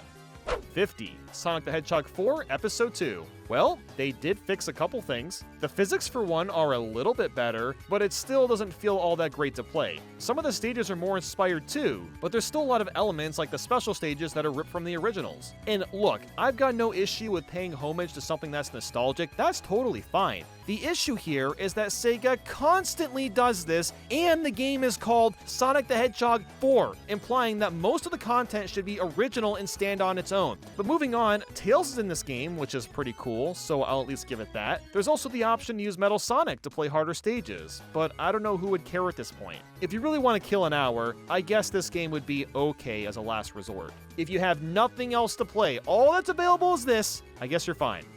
49. Sonic Eraser. This just might be the shortest puzzle game I've ever played in my life. The goal is to make matches of 2 or more, but the puzzle pieces can't move. All you can move is the colored gems themselves, so for what it is, it's pretty fun. But literally, once you clear one level, the credits roll and you're done. At least with the mode I was playing, there are other ones, but they're all very similar. But the best aspect of this game is that you can punch Sonic in the face if you make a big combo. I was not expecting that in a puzzle game of all places, so it was cracking me up. But yeah, that's really all there is. There's also a 2-player mode, but that's the extent of Sonic Eraser. This is an interesting game because it was only released in Japan, and the only reason I'm counting it in this video is because this style of puzzle games are a universal language and can be played by anyone. This game was also only available to those that use the Sega Mega modem with the Sega MegaNet subscription service, so most people don't even know this exists. 48. Dr. Robotnik's Mean Bean Machine Master System. Your mileage is gonna vary with this one as it barely counts as a Sonic game. It's Puyo Puyo, but kind of Dr. Robotnik themed. Strangely, I'm not sure if I prefer this version over the Genesis one. The Master System version obviously looks a lot worse and the music is kinda trash, but it almost feels more fluid to play. The bounciness of the Puyos is more concrete in a way. It's really hard to describe. Now, I've never been good at Puyo Puyo, so this is not one of my favorite puzzlers. Tetris is more up my alley, but I imagine you'd like this game more if you already like Puyo. And interestingly, the Master System variant has a puzzle mode while the Genesis one doesn't. 47. Dr. Robotnik's Mean Bean Machine Genesis, the one that we're all a bit more familiar with. It's the same as the Master System one, but it looks a lot nicer and has catchier music. I did always find it weird how we don't play as Sonic characters, but instead as beans. As I'm sure you could guess, it was originally using entirely different characters, but the international release slapped on Dr. Robotnik. 46. Tails Adventure. After playing like 20 lame Game Gear and Master System games, I was pleasantly surprised with this one. Tails Adventure isn't a typical Sonic game. It's a Metroidvania where the goal is to take out the Cuckoo Empire and find Chaos Emeralds. The Emeralds are pretty awesome as they increase your flight stamina. It's too bad Sonic can't enhance his moves 1 emerald at a time in his games. For a Game Gear title, Tails Adventure is shockingly solid, at least if you have a map pulled up. This is the era before you could pause and see a map screen, so without it, it can be easy to get lost. Even the music is pretty catchy. It's nothing mind-boggling, but it gets the job done well. The best part, though, is just how versatile Tails is. Most of his weapons consist of bombs. There's napalm, remote, triple, and even a remote bomb that can squeeze through tight openings. While I wouldn't normally go out of my way to play this, it was a solid time overall. 45. Shadow the Hedgehog. I guess you could unironically call this the black sheep of the franchise. I've played maybe an hour of Shadow the Hedgehog years ago, but I never bothered to finish it. And let's just say it was for good reason. But let's start with the positive, shall we? The music is fantastic. It rocks hard and the songs give you an adrenaline rush as you play. And some of the cutscenes look pretty nice as well. There's a fairly diverse amount of locations to visit too, my favorite being Mad Matrix. The vibrant colors really pop out. But as for everything else, you'd think Shadow the Hedgehog would control the same as Sonic Heroes, which was fairly competent for the most part, but no, they actually adjusted things and made it worse. How and why would they do that? The turning now is way too sharp. It feels like you're running around on thin ice the entire time. That's not to mention that you build up speed way too fast, and the freaking light dash only works when it feels like it. Half the time you don't go through the row of rings. And then there's so many new mechanics, the main one being guns. This game is obsessed with guns. The menu buttons use gunshots. It's so stupid that I love how overboard they went with this theme. Unfortunately, the guns are a mixed bag. You can still use homing attacks to kill robots or humans, but the guns do the job way faster, so you're incentivized to use them. And there's actually a huge variety of them to pick from. The problem is that you'll often run out of ammo quickly, and if this happens with enemies nearby, it takes twice as long to get through sections that require you to remove all enemies. There's also vehicles you can drive, but they don't really add much besides slowing the game down more, but at least they control okay. And the levels are just a mess. Some of them have decent level design that flow well, while the later ones are just awful. It's not even that these levels are difficult, they're just so long and so confusing. These levels being confusing is a massive hindrance to the entire game because it's meant to be played multiple times. That's right, this is one of those games with multiple endings and you have to be the bad or good guy to branch to specific paths. That means that you're going to play the first level at least 10 times, assuming you do everything perfectly. And for the so-called endings, half of them repeat the bosses over and over, and it all leads to one last story, so it's entirely pointless anyway. Egg Dealer has to be the worst final boss I've played in a Sonic game, by the way. You literally just hit the slots until you get lucky with the right matches. Why would Eggman program like this? Anyway, moving on. A lot of people think that Shadow is really cringy in this game because of how edgy he is, and he says damn every time he dies. And at first, I thought it was hilarious and stupid, but after playing for several hours, it was just stupid. Because of the sloppy controls, a convoluted story, and being forced to repeat levels multiple times, this makes this one of the weakest 3D Sonic games of all time. If it played exactly like Sonic Heroes with a normal level structure, this game could have been great. Hell, they could have even kept in the guns. They were a nice change of pace. But yeah, this is yet another game I won't ever be touching again. 44. Sonic and the Black Knight. I read so many articles about this game in Nintendo Power, and I was never convinced it would be fun after getting burned so badly on secret rings as a kid. But this manages to be an improvement in a multitude of ways. First off, Sonic with a sword is a really awesome idea, and it works shockingly well. They gotta go back to this idea in the future to some extent. The setting just feels right. You no longer move Sonic with motion controls, thank God, but with a normal joystick. Everything is mapped to buttons actually, except swinging your sword, which is fine. It's a lot of waggling your arm around, but I'm not dying over that fact. The story is pretty interesting for once. The sword Sonic uses is an entity and keeps calling Sonic a knave until you get to King Arthur. That's who the bad guy is. Eggman doesn't really have any involvement. You'll also have to fight Knight Knuckles, Shadow, and Rouge. And I always feel weird saying a Sonic character looks badass, but damn, they really do with the Knight helmets. Surprisingly, Sonic has actual character development and you can kind of feel it. He starts off really cocky, but slowly grows to become more noble as he gets better with the sword over time. Like Secret Rings, the stages are all super short and take about a minute or two to beat. Because the controls are vastly improved, it's way smoother to plow through levels. Turning still feels stiff though, and backing up sucks again because you can't move the camera, but I'll give the game credit for being like 90% competent.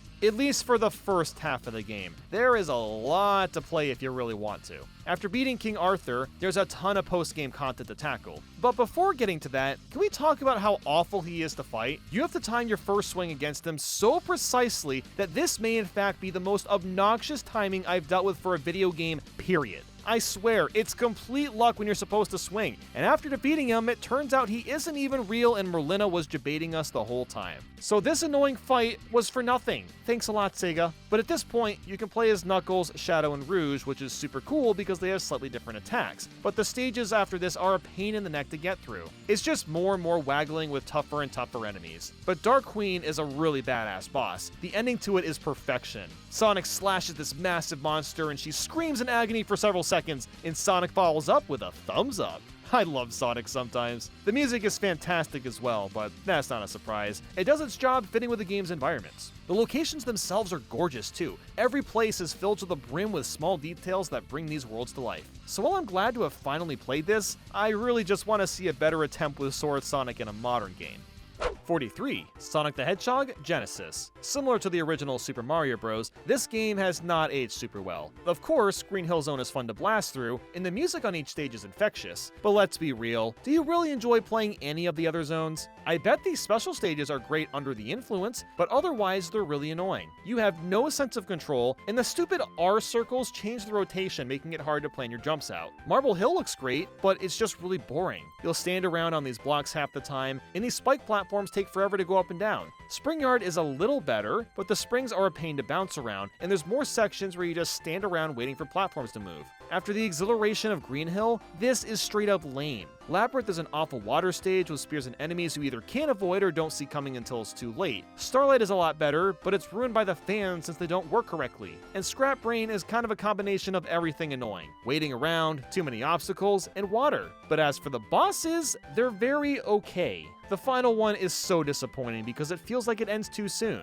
And the other ones aren't very memorable outside of Starlights, which has you launching spikes of yourself into the air. If for whatever reason you haven't played this game yet, try Green Hill Zone and then dip. It's really not worth playing Sonic 1 beyond that unless you're playing a version with unlimited lives.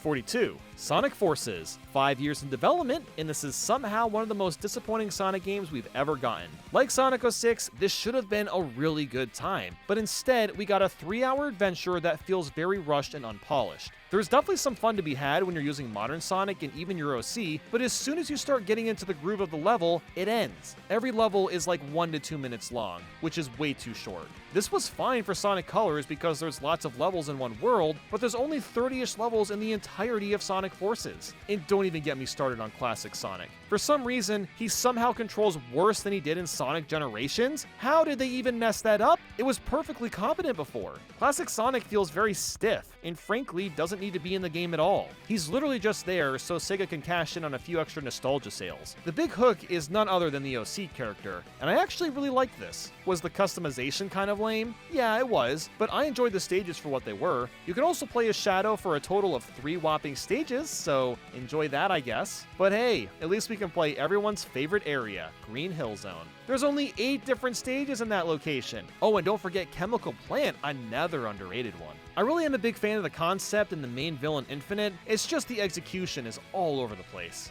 41. Knuckles Chaotix. This has to be the strangest 2D platformer I've ever played. Here we have a game that's on the 32X, a random add-on for the Genesis that most people didn't have, and it doesn't really have Sonic in it outside of the credits. You play as 2 characters that are linked together by rings, and you kind of just lasso yourself around. While it's a really creative idea, it's nearly impossible to maintain speed doing this, and it just feels awkward to control. So thank God Charmy the Bee is playable, because he essentially breaks the entire game by being able to fly around. Speaking of the stages, there's 5 zones per location, and you play them at complete random. I'm not sure why it's set up like this, probably because there's so many levels in one place, but it's still really bizarre. I just can't get past the controls. This would have been a pretty solid game if they didn't force us to use this team mechanic. The music is alright. There's a couple of catchy tunes, but a lot of it is forgettable as well. The art style really reminds me of Sonic's CD. Even the level design is similar since there's multiple different pathways and plenty of the sound effects carry over. But the weirdness doesn't stop there. You may have noticed that there's no live counter.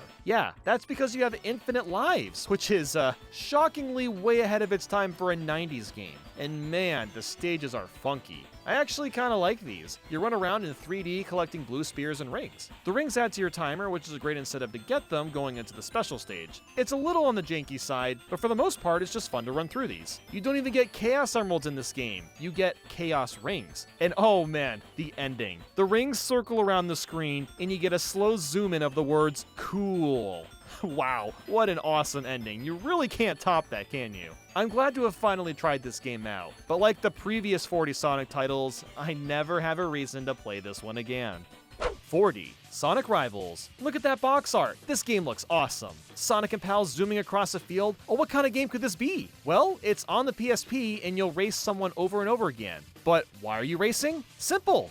Yeah, because the game said so. Like, seriously, everybody is racing each other to beat up Dr. Eggman first. Because why work together when you can race instead? Visually, the game looks really nice and the locations are varied. There's a lot of sweet camera angles and the gameplay is fine. The physics can be really wonky at times though, but for the most part the game is playable. But yeah, you really just race someone and can also utilize power-ups to slow them down or speed yourself up. Which by the way, the speed up power-up is a star instead of Sonic's shoes, which just feels wrong to me. Even with the boss fights, you're supposed to hit them more times than your rival. That is just weird as hell. It makes the bosses seem like a complete joke. Once you've played a few levels, you've basically played the whole game. It doesn't really change much. You'll also collect cards as you go, and there's some great ones like Tails Doll in 06 Sonic. Silver is cool to have as a playable character, I guess, but I don't know. I feel like this game should have been a more fleshed out minigame on a big Sonic title instead of a standalone release. But hey, it got a sequel, so who am I to say? It's decent for what it is, but nothing special.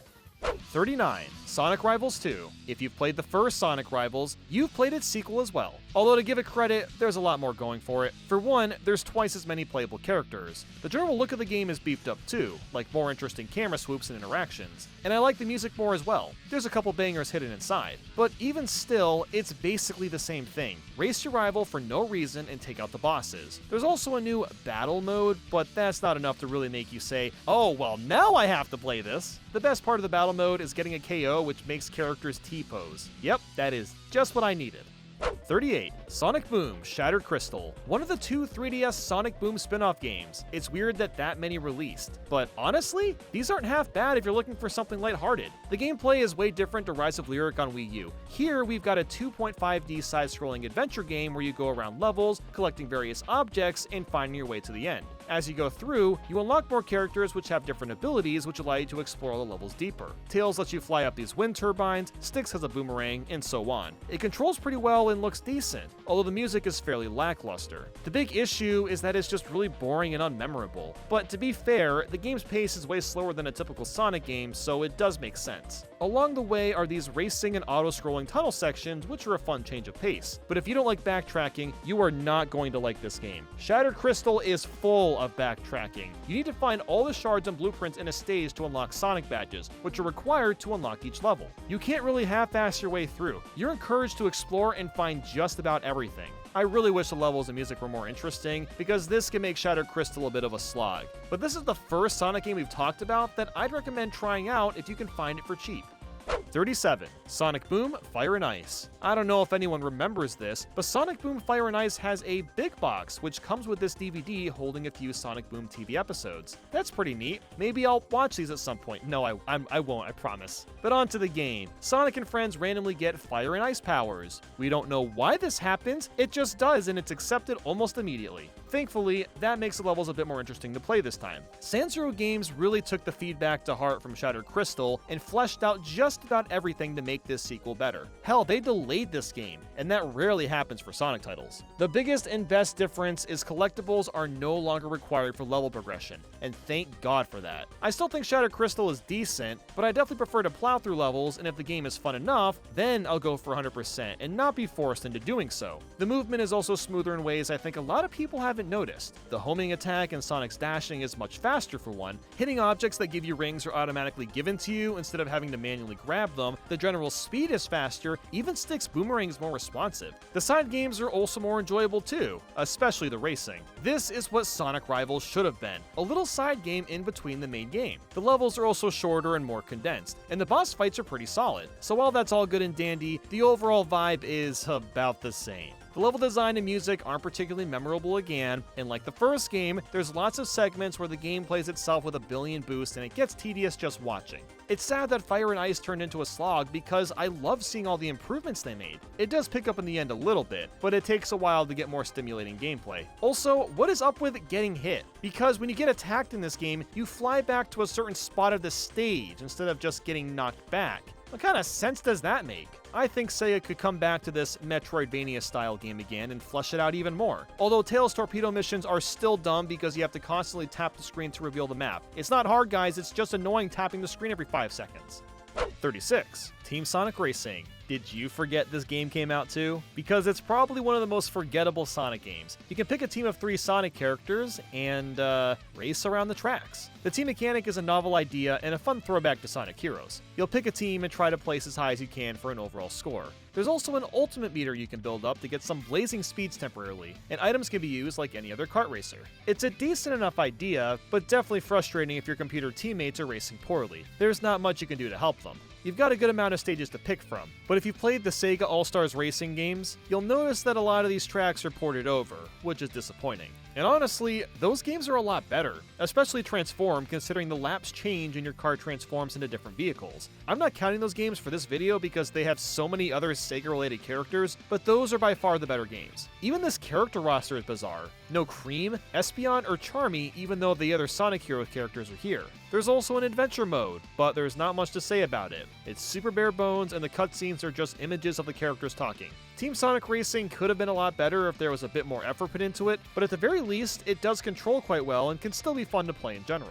35. Sonic R. My biggest guilty pleasure. This game kinda sucks, but god I love it so much. There's a good amount of characters, but a lot of them aren't worth using. Amy is insanely slow in her car, and basically all the unlockable characters besides Supersonic are inferior to their counterparts. And we get 5 tracks? That is a pathetic amount. That's not even close to enough. But why would I be putting this game above Team Sonic Racing? Frankly, I think it's way more interesting than it has any right to be. First off, the music is simply bliss. It doesn't fit at all with the tracks, but it sure is catchy. And the idea of physically running is just awesome, despite how bad the controls are. This is the one franchise where a racing game on foot actually makes a lot of sense. And it's really too bad that Sega has never attempted to make a sequel or reboot this idea. And yes, the stages are open world in a sense and are easy to get lost in.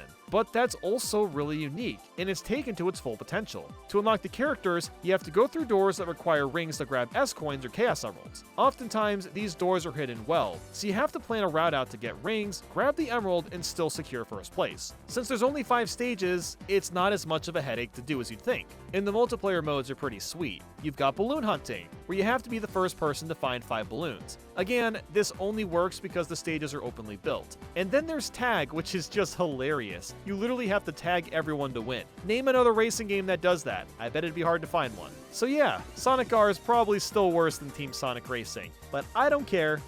34. Sonic the Fighters, a 3D fighting game. It's one that I strangely feel nostalgic towards only because it was available in Sonic Gems Collection. There's not much to this game. You get a roster of characters, a handful of stages, a short arcade mode, and the option to play with someone else. That's about it, and I freaking love its simplicity. Now, I've always been really bad at fighters, and this one is no exception. But every character is fun to use since they all control so differently. I always liked using Sonic. His fast and speedy playstyle works great for me. But then you get some super obscure choices like Bean the Dynamite, Bark the Polar Bear, and Fang the Sniper. Fang is a cork gun, Bear will tear you in half, and Fang really likes pecking at your brain. It seems like the music has always been so underappreciated for Sonic the Fighters because it does a fantastic job capturing the fighting essence while retaining some of Sonic's charms. I'm a huge fan of the art style as well. I can't get enough of these early 3D Sonic models, so the characters look great to me. With that said, there's bigger and better fighting games out there, even back when this was released. But every time I pop this game in, it's always fun in short doses.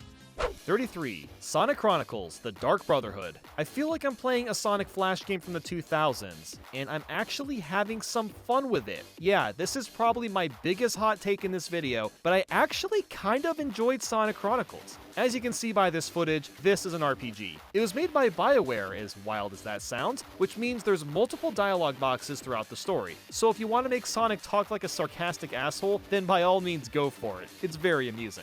Almost the entire game is controlled with the touchscreen, moving around on the overworld map, selecting items, combat, just about all of it. While I definitely prefer to use the D-pad for walking around the overworld, I really don't think it's that bad. It's easy to get around. I guess it's kind of annoying with your hand being in the way sometimes, but it works. There's a lot to dive into for this game. Next, I have to go over the combat. At first, I thought it was completely broken. The combat is somewhat traditional in which you need to take turns to attack, except you plan out 3 to 4 moves in advance and the rest just autoplays. That is, besides the POW moves. To use POW moves, which by the way you need to do because they're way more effective than normal attacks, you'll need to drag your stylus across the screen or tap in certain spots to initiate the attack. So imagine Elite Beat Agents, but without synchronized music. The only problem with that is that this mechanic is extremely finicky. I'm not even joking. If you don't keep your stylus inside the circle at the correct time, you can't attack. That was until I played more and figured out the timing. You need to push down on the circle slightly early or you'll miss every time. Once you figure that out, that's when the game starts to get fun. The gameplay loop feels really engaging because you're constantly avoiding enemy attacks with the touchscreen while using riskier POV moves. That is until about Chapter 5 when evading gets really obnoxious. For no reason whatsoever, enemies will evade over and over again simply to pad out game time, which makes you want to flee every fight. When you're at a point where you want to skip the combat, you know you f***ed up something in your game. As for the other aspects of Sonic Chronicles, it's got all your typical RPG stuff. You can level up, equip items, things like that. There's also Chow, which are like items but stay attached to a character, so similar to making a Pokemon hold an item. Fearox is the best Chow considering you don't have to time your POV moves at all. It just works 100% of the time. Most of the Sonic characters are in this game too, which I was really digging. I mean, look at all these characters we can play as. I'm almost getting Subspace Emissary vibes with this collaboration. As for the sound design, the DS, it is Oh, it sure is producing sounds. I mean, I wasn't expecting much, but wow, it's really bad. The compression is abysmal. And I know that, yeah, this is on DS, but Jesus, everything sounds like a garbled mess. The only sound effect I like is when enemies die. It's straight up a Tom and Jerry cartoon sound. I've been giggling at this for the past hour despite it not fitting with this game at all. And the Metropolis music blew my goddamn mind. Almost nobody will notice, but it's actually a remix from Sonic 3D Blast on the Saturn. As obscure as the music is in that game, that's where it comes from. Sonic Chronicles also has a habit of chugging pretty bad. There's a lot of slowdown and even stuttering between the combat and overworld. It feels like the game is gonna crash sometimes. It just wasn't well optimized. And also, why the hell can't we switch characters mid-game? There's like 4 to 5 places to do this in the entire game if you need to switch characters to get somewhere. That is a massive oversight. I could probably make an entire video about this game because I'm so fascinated and mixed about it. But yeah, despite it being a little sloggy at times, I somewhat enjoyed this one. 32. Sonic the Hedgehog Pocket Adventure, or the prequel to Sonic Mania. It takes a bunch of levels and music from the classic games and mashes it all together, although the bosses are completely different. And shockingly, this is a pretty solid game. Even if it's on the Neo Geo Pocket Color, the one console that nobody owned, it's worth trying out. The momentum actually feels really good, and the remixed chiptunes are super catchy too. Even the art style is well done. It's in the era between retro and modern pixel art. It's the best way I can describe it. The colors are so eye-popping, and Sonic's sprite is really well put together. Like most Sonic games, the last couple zones are a bit of a headache just because of the screen crunch, and the pop-in is pretty bad for the special stages, but for the most part, I had a fun time playing through this. 31. Sonic Riders Zero Gravity. For years, I heard that this game was worse than the GameCube one, and while I do agree, I don't think it's as bad as people make it out to be, especially if you're playing the Wii version with a GameCube controller. Then you don't have to worry about the motion controls. Zero Gravity is very similar to the GameCube counterpart, but this time there's new stages, more characters, and dumbed-down controls. You trick in this game by timing a button press, and most of the momentum mechanics have been replaced with much simpler ones. I mean, I guess that makes the gameplay slightly worse? Sonic Riders has a steep learning curve, while Zero Gravity is almost too easy. There's not really a perfect balance from either game. But even with the easier controls, I still had a good time with the story mode and trying out all the tracks. The music is still fantastic, and the cutscenes are just as gloriously corny as ever. You make turns by slowing down time and boosting at the right moment, and you can also activate Gravity Dive, which lets you fly through the air and build extra speed. These new mechanics are still fun in their own merit, plus the unlockable 80s and 90s stages are eye candy that's worth checking out. 30. Sonic Riders. I can't tell you how many times I watched the opening movie to Sonic Riders. This solidified the coolness of this character for me at 11 years old. I loved it so much that I burned this trailer and many others on this DVD. I was obsessed with game trailers before YouTube was popular. I never actually played the game though until now, and it's actually not that bad. Now, yes, I have sampled it a few times in the past, struggling with the controls and getting confused on how all the systems work, but now that I've beaten the game, I still don't get it entirely. Everyone rides around on boards, and you can pick between speed, flying, or power characters. These properties determine shortcuts you can take in the tracks, which makes them fairly replayable. You can customize your board, buy new ones in the shop, which are insanely expensive. Each character has its own stats, and we haven't even started racing yet. You start the race by running and trying to build momentum, but also not run into the electricity. I have never seen a racing game do this before. It's still incredibly unique and fun to try timing well. Then when you get on the boards, you'll build speed by drifting sharp enough, hitting other characters' turbulence, and using your boost. This comes from your boost meter that drains, so similar to F-Zero, and you'll fill it by getting air back in your board with turbulence or items. Needless to say, the mechanics are extremely complex, and those that like complex racers will get a kick out of this game. It has a really refreshing flow that is very unlike most racers, but it's honestly a bit much for me. I feel like I gotta be a sweaty gamer just to play well, which I don't always like to do when playing video games. I also really love the new characters. It's a shame we've barely seen them in future games because they fit in perfectly with the Hedgehog's lore. Sonic Riders is fun, but definitely not for everyone.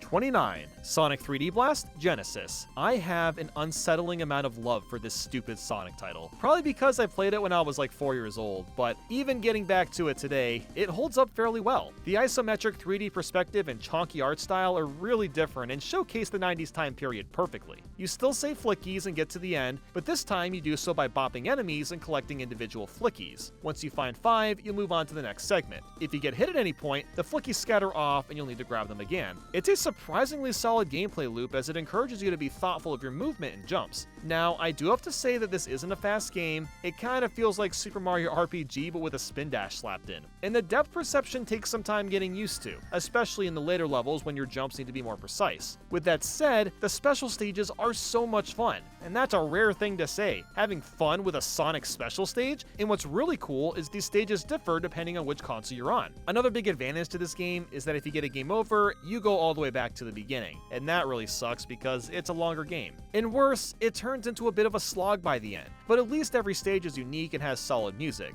But there's much better versions of Sonic 3D Blast to play. And speak of the devil, 28. Sonic 3D Blast Saturn. While it looks better, it's not all that impressive for the Sega Saturn. It looks like the same game but with better textures and animations. Nothing was really reworked. And I don't give a shit because I adore this updated version. There's so many new little details like the titles coming loose in Rusty Ruin or the ice cracking in Diamond Dust. But the two big differences are the music and special stages. I like the Genesis special stage slightly more, but this one isn't half bad. It's the classic half loop that Sega keeps remaking over and over, but at least here it gets broken up and sometimes you can jump onto the other floating platforms in the air. Tails and Knuckles also fly you in, and at the halfway point, you get this nice close-up of Sonic giving you a thumbs up. So it's definitely a lot more charming, but now I gotta talk about the music. I love this shit.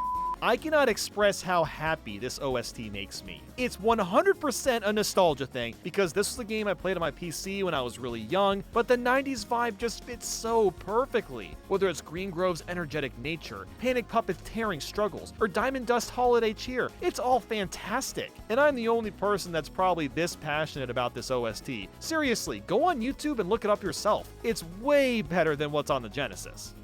27. Sonic 3D Blast PC. It's pretty much the same as the Saturn version, but the loading times are a lot faster, so for that reason alone, it's slightly better. But strangely, they changed the special stages again. And I'm not gonna lie, they look a lot worse than the Saturn one and aren't nearly as stylish. 26. Sonic 3D Blast Director's Cut. While you could technically count this as a mod, I'm counting it as an official release considering the person that did this was the original programmer for Sonic 3D Blast. It's so freaking cool that he went back to a 20-year-old game to add things. I wish more programmers did things like this. The amount of changes is insane as well. There's so many improvements that make this the most definitive way to play Sonic 3D Blast. The changes include being able to unlock Supersonic, smoother controls, a better camera, flickies that are lost have a flashing icon, flicky AI is more likely to follow you, and they don't get knocked out by obstacles unless you have 0 rings. On top of that is a level editor, time challenge mode, save game passwords, the prototype crab is added in, and an entirely new hub after completing a level. It's also more challenging to get all the emeralds because you can only get it once per zone instead of banging them all out by the time you reach Rusty Ruin. What a privilege it is to be able to play something like this that came from the original guy. By far the coolest thing I've seen from the gaming industry.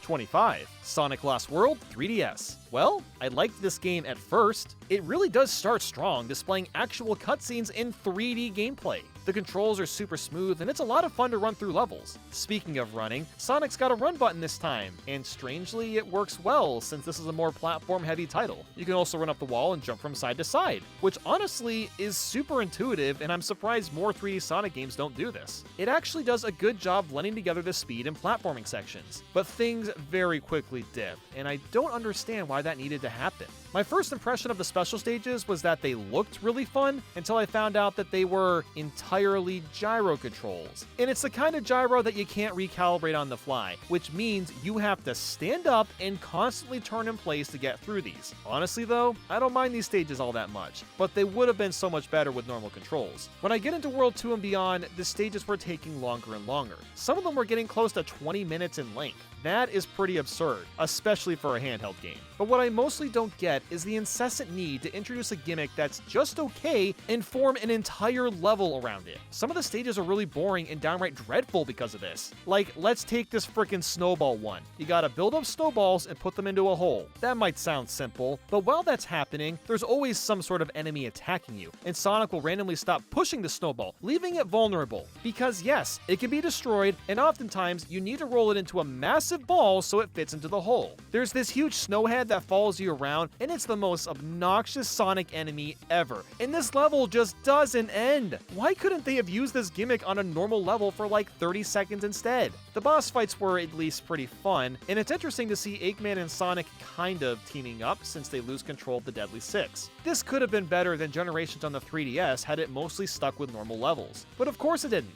24. Sonic Battle. So I've got a fun story about Sonic Battle. When I was 11 years old, I sold all of my Pokemon cards, including a holographic Charizard that's worth hundreds now, for 31 bucks. And with that money, I bought Sonic Battle. Was it worth it after all this time? I mean, it kind of was. This is one of the most unique spin-off games Sonic has ever had. A fighting game on the GBA that moves in 3D using 2D sprites with a fairly compelling story. That's a lot to ask of one game on this handheld, and it works remarkably well. There's a good amount of characters to pick from, and they all have very distinct movesets. Since this is GBA, you do have to pick and choose between a few special attacks, which stinks, but it had to be done because there's just not enough buttons here. You can switch special moves after each death, so it's a fair trade-off. The sprite work is wonderful, and the game still looks great. The music has some catchy beats, but man, it really could use some remixing because the GBA sound chip crunches them a bit too hard nowadays. Emerald is this new character that learns your moves and gets stronger over time in the story mode, and he's a really cool robot. You really feel like you're growing with him as he gets better and better, just like leveling up a Pokemon. And the story takes a more serious tone, yet retains the character's attributes. It might be one of the best Sonic stories we've ever gotten actually, which is surprising considering this is a spin-off. As a kid, I never ended up finishing the story mode, and I forgot why until now. This game pads, and I mean pads. While the story is good, it takes forever to move on because you're constantly being forced into battles. What, you defeated Knuckles? Do it again except for longer. Oh, just destroyed a bunch of robots? Do it again because, I said so. This plagues the entire story mode, which is a real shame because this would have otherwise been a really solid campaign. The difficulty curve will also randomly spike up at times, but usually you can find a cheesy spam strat to get through a tough battle. There's also mini-games, as well as a battle and challenge mode, so there's quite a bit here. Honestly, I would love to have Sonic Battle too. Just make it the same kind of game with a strong story, don't include filler, and add some online play. That would be incredible. Let's make it happen, Sega. 23. Sonic Unleashed. I finally got around to playing this game this year, and I was surprised at how much I enjoyed parts of it. The daytime stages are infamous for being some of the most enjoyable 3D Sonic levels out there. The locations are based on the real world, and it's such a joy. There's a genuine sense of speed. You can actually feel the adrenaline rush when you're blasting across the water or soaring through the air. But what about those pesky night stages? Well, they're okay. I wouldn't call these awful or anything, but there's so many overlying problems that could have easily been fixed.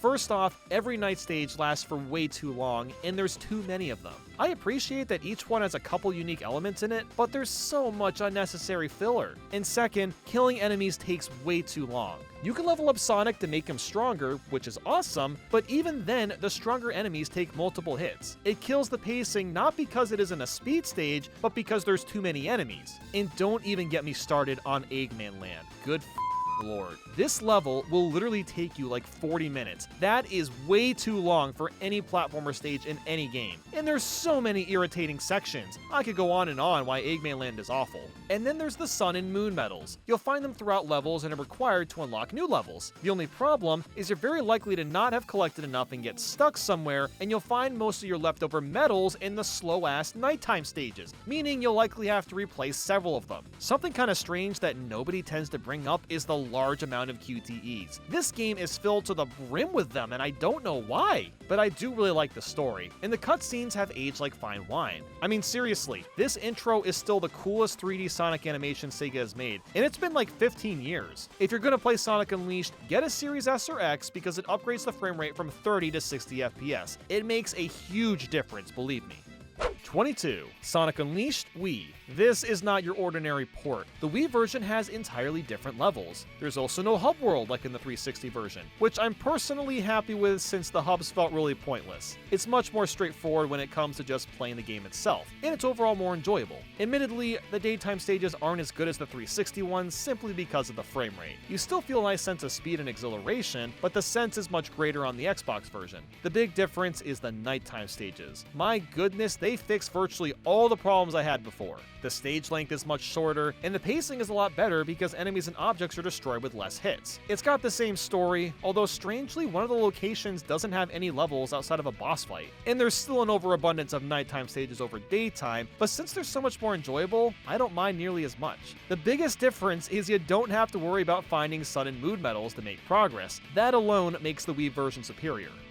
21. Sonic Generations 3DS. This is the tail end of ports being different games. Sonic Generations on the 3DS has the exact same story as the console versions, but with different levels and locations. What's really cool is that a lot of the locations are exclusive to the 3DS, like Mushroom Hill and Water Palace. However, most of these new areas don't focus on the handheld Sonic games, and they're all 2D levels. Kid Icarus Uprising and even Super Mario 64 DS worked fine in 3D, so why not Sonic Generations? As for the locations, I personally don't really care that we didn't get anything from the Sonic Advance series or the Game Gear games. Would it have been cool? I guess, yeah, but they still went out of their way to introduce unique places compared to the console ones. That's enough for me. And they even brought back the Sonic Heroes special stages, and it actually controls well. Plus, the bosses are super cool. We get Bio-Lizard from Sonic Adventure 2 and Egg Emperor from Sonic Heroes, just as a couple examples. The levels themselves are fine, but nothing special. The last couple areas had a lot of bottomless pits, which was annoying, but overall, it's a decent game. What is bizarre is the first act of each location that was originally in 2D uses the exact same level layout. So if you played Water Palace and Sonic Rush, you'll play the exact same level layout here. And I also appreciate that you can use a couple Wisps in Tropical Resort. That was a nice touch to include those. There's also a versus mode and missions you can unlock, so there's extra stuff to do if you're really into Generations on 3DS. But despite all that, the console version exists, so why not just play that one instead?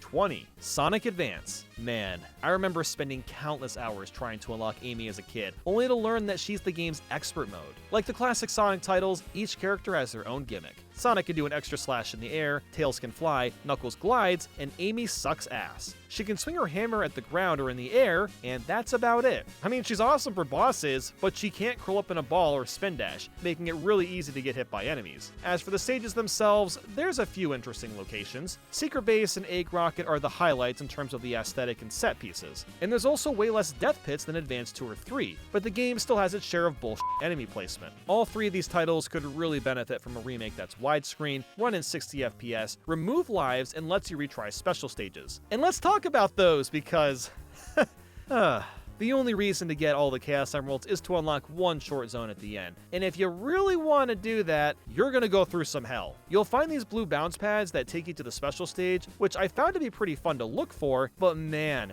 the stages themselves are just awful. You're on some sort of board traveling through space, and you have to collect a bunch of rings and avoid spikes. The problem is the depth perception is horrendous. It'll look like you're in line with the rings, and you just aren't for some reason. You basically have to memorize where the actual hitbox is and not pay as much attention to where the rings are. It is just the worst. And in the later stages, the ring count is excruciatingly limited, so you can't miss very many and you still have to avoid the spikes. If you aren't going for Chaos Emeralds, this game is pretty fun up until the last couple zones, but if you are, it's incredibly irritating.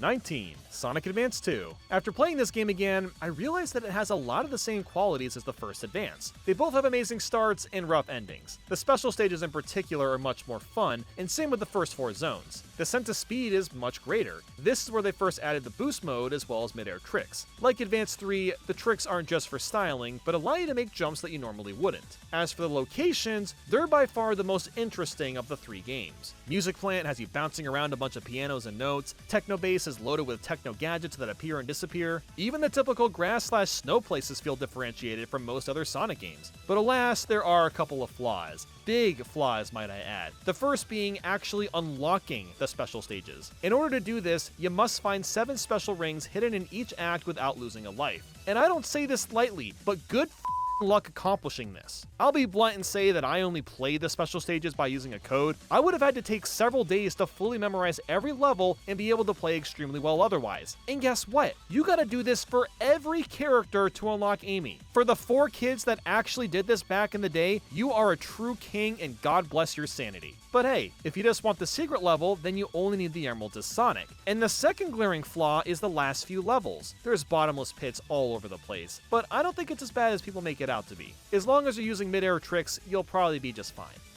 18. Sonic Advance 3. It seems like there's a general consensus that Advance 3 is the worst of the bunch, but now that I've played all 3 of the games back to back, I really don't understand that claim. Even as a kid, I remember this game being a lot more annoying, but I actually quite like playing through this one again. The music is surprisingly amazing, the zones have some interesting themes, and the whole character swapping gimmick is unique, and I'm surprised we haven't seen anything like this from any future Sonic games. There's something so neat about pairing up 2 characters any way you want, and each one has special moves that only that pair has. But what about the hub worlds? Well, they're admittedly kind of pointless, but each one is small and easy to navigate. This game does have its share of death pits, and there's more instant death blocks than I wish there were, but frankly, most of this stuff isn't that hard to avoid. Like the other Advance games, it's the last couple zones that suck. Advance 3 is no different, but at least you do get the best combo to get through it, which of course is Knuckles and Tails. With this duo, you're able to use an enhanced glide that lets you get extra airtime, plus you can get better jumps with Tails. And there's so many little things that have been fixed with the general flow of the gameplay. You'll float above water before entering, you can land on rails diagonally, and there's slightly faster movement.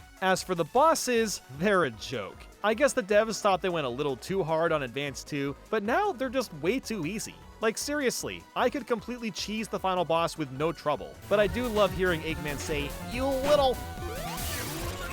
One of the most annoying aspects of Advance 2 was collecting the special rings to unlock the special stages, and in Advance 3, you have to find Chao to get to the stages, so it's similar in concept but better in execution. You don't have to get every Chao in one go for starters, and you can retry the special stage as much as you want, given you have enough of the special keys. But the best part? The special stage is by far the most fair and fun of all 3 because the ring hitboxes are way more forgiving. Look, I'm honestly surprised I'm putting Advance 3 as my favorite in the trilogy, but I think it's pretty damn solid despite what other creators on YouTube may say.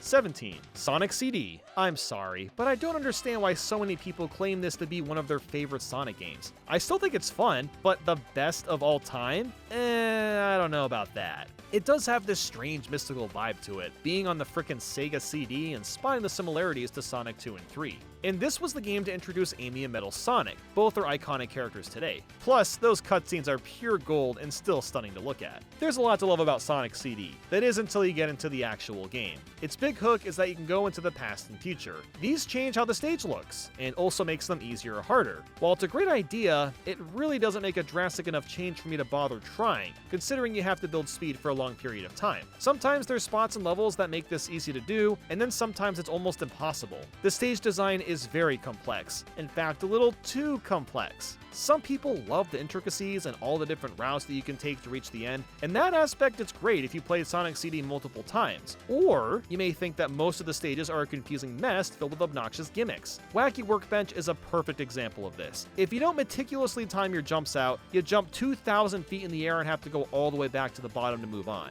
And the bosses are an absolute joke. There's some good ideas with all of them, it's just way too easy. I mean, it takes virtually no skill to beat them, even with the final boss. And those special stages can be a bit of a headache, but it's a lot better than Sonic 1's at least. Another interesting tidbit is the music. The US and Japanese versions are completely different. Some prefer one over the other. I'm a fan of both of them, and find it to be quite charming to have so much music for this one game. So while I don't hate this game or anything, it's one that I only replay maybe every few years. 16. Sonic Rush. Aw man, I remember it being Christmas Eve as a preteen, and the one gift I was allowed to open early was Sonic Rush. It was a tradition for a while to play this game every Christmas Eve to get excited for the next day. I've got a lot of good memories with Sonic Rush, and now the frickin' game's composer has acknowledged my existence, which is still such a fever dream that I can't even begin to comprehend. The music is what makes Sonic Rush really stand out amongst most 2D Sonic titles. It's so energetic and catchy, which isn't unheard of for a Sonic game, but the lyrics are used as samples to create the beat, which is very different. This was the first game to have the proper boost, and it feels amazing to use. In general, this game has a supremely satisfying flow to it. All the key features like tricking and grinding on rails from the advanced games are here. You'll plow through ring boxes without stopping, movement is fast and stops on a dime, even grabbing air bubbles takes significantly less time. Also new to the game is Blaze the Cat. She's got slightly different moves, seeing as she can hover in the air and is much floatier. The boss fights are also in 3D, which I need to point out how unreal this was back in 2005. Just try to imagine playing games on a Game Boy for several years. This is what your mind has been enamored with, and out of complete nowhere, the DS arrives, which was the same size as the Game Boy, and it was capable of running the games in 3D. Seriously, it was mind-boggling. But nowadays, these bosses are just okay. They have pretty easy patterns, and you can only hit them once per attack cycle. Although the final boss randomly jumps in difficulty. I don't know where the hell that came from. Look, while I've talked this game up a storm, there's a couple of glaring issues. The biggest thing is the death pits. It's somehow even worse than Advanced 2 and 3. They are all over the place. Thankfully, the controls are so tight that you'll be able to avoid most of these pits on the first try. Also, the sound mixing is pretty bad. Why the hell are the sound effects so loud?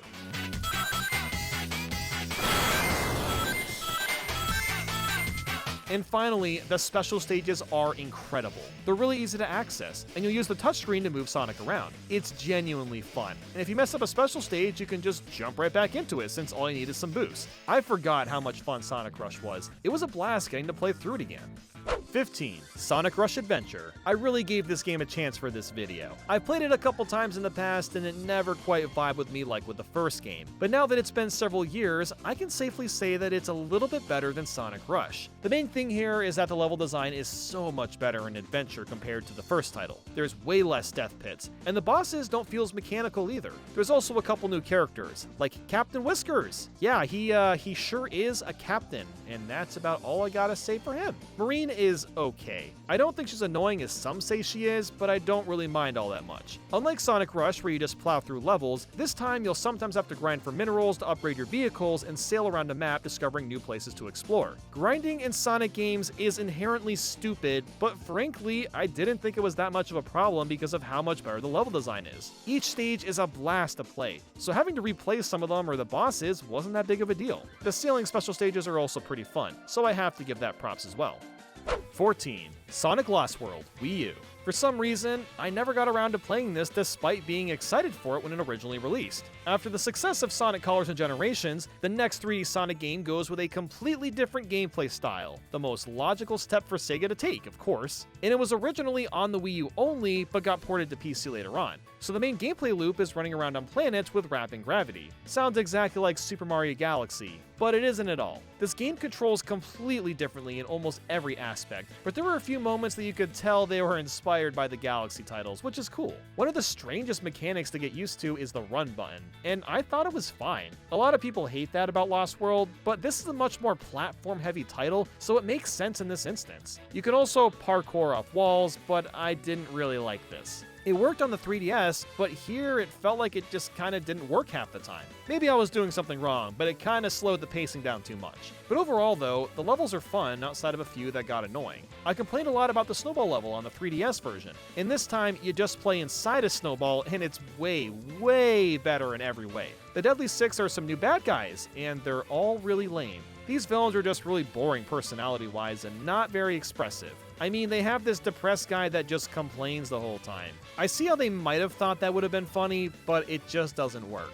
I appreciate the effort in bringing new bad guys to life, but even Zavok I don't really care for. It doesn't help that every boss fight takes like 5 to 10 seconds, and that's not even an exaggeration. They go down so fast, and I don't know why they're this easy. Outside of the final boss, which is pretty cool because Zavok grows really big and chases you from the bottom. It kinda reminds me of New Super Mario Bros. 2, but a bit more challenging. The music is pretty hit or miss. Some of them are absolute bangers, while others do just enough to fit with the theme and that's it. There's also some really cool DLC for Yoshi and Zelda, and honestly, these are the best part of the game. For one, you can easily farm lives and animals with the DLC, and two, the levels are just more enjoyable, especially the Zelda one. I played it like 4 or 5 times, and it was a blast through each run. It's a good idea to do this anyway, because you're supposed to collect animals along the way, and you need 5,000 to get to the end. And you average like 20 to 50 per level, so thank God you don't really have to grind levels if you've got the DLC.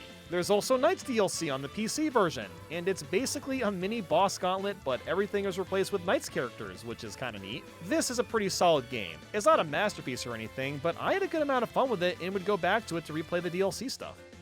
13. Sonic Heroes. One of the most nostalgic Sonic games for me of all time. Sonic Heroes starts things off on such a high note. Right away, you can play as 4 different teams, which was mind-boggling back in the day. They kind of all do the same thing, but it's still super cool. Each team is basically a difficulty mode. Team Rose is easy, Team Sonic is normal, Team Dark is hard, and Team Chaotix is the most challenging. There's not nearly as many cutscenes compared to Adventure 1 and 2, but they look so much better and still have the same goofy corniness. You immediately start the game on a huge high. Seaside Hills is a blast to play through. The music is super energetic. It feels like a true successor to Sonic Adventure 2. The main gimmick here is you can switch between controlling a speed, flying, or power character. Sonic Team took what worked best in Adventure 1 and 2 and combined all those gameplay styles into one. And for the most part, it works well. Each character feels distinct and even has a few different attack options. Even the bosses are pretty fun. They require a lot of spamming, but I'd say they're still an improvement over the adventure games. And then you get to the casino levels. That's kinda where everything slowly falls apart.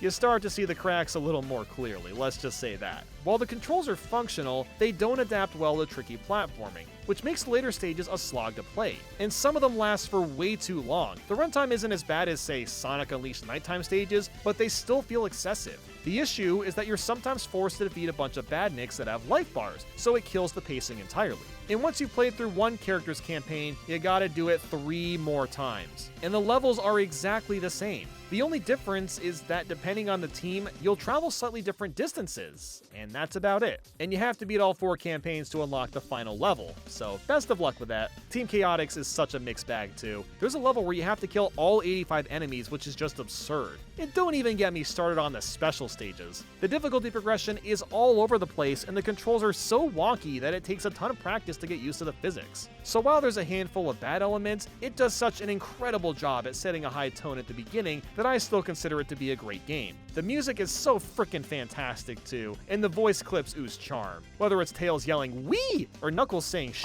you can't really go wrong. 12. Sonic Adventure. We finally made it to the adventure games. These are really hard to rank because they objectively have lots of jank, especially this first game, but damn if they aren't a joyride. They still stand out as some of the most unique 3D platformers out there. Sonic Adventure lets you play as multiple different characters, and they all have different levels with varying gameplay styles. These are connected through a hub world, and what's cool about this is that each level feels interconnected within the hub, but at the same time, it feels out of place with these random human NPCs. I know Sonic interacted with people a lot in the 2000s, but it doesn't seem necessary at all, especially since these hubs are too big and can be confusing. And the cutscenes are just, works of art. The lip syncing and audio balance is so atrociously bad that you have to love it. This is very early 3D work, so it's not surprising that it hasn't aged well, but my god, the mouth movements are so funny. Now obviously, playing through the Sonic stages is the highlight. You go really fast. The music's super catchy. It controls decently enough. You'll likely have a good time playing these. And honestly, the other 5 characters aren't that bad either. Tails stages are very similar to Sonic's, but you're a bit slower and can also fly. Flying can be awesome if you want to break everything and skip portions of levels. Depending on what kind of person you are, you'll either love or hate this. I personally think it's fantastic. Knuckles levels are pretty easy, but it's still fun gliding around and finding the emeralds. The game is just a little too friendly with the hints. It pretty much tells you exactly where to go each time. As for Amy, she probably has the worst stages. Yes, even worse than Big's fishing. With her, it's very, very slow going. It takes forever to finish levels. It's more cutscenes than gameplay with her, so I don't really care much for her stages. E102 stages are surprisingly solid. You go around shooting stuff and it's pretty enjoyable. Again, these stages and the bosses especially are too easy, but it's still a good time. But now to big stages. You have to fish for Froggy. I don't know why this needed its own story mode, but as you've heard a million times, it's not the most fun thing ever. It's gone on record by some as unplayable, but really it's not that bad. Waiting for Froggy to hook on and learning for him is just tedious work. The bosses in general are also just way too easy and boring, but Perfect Chaos is so damn gratifying. With Open Your Heart blasting in the back while flying forward as Sonic, you can't really go wrong with this ending. There's also missions in the DX version, and a Chow Garden, so you've got quite a bit to play here. So yeah, Sonic Adventure is still a ton of fun, despite a few shortcomings.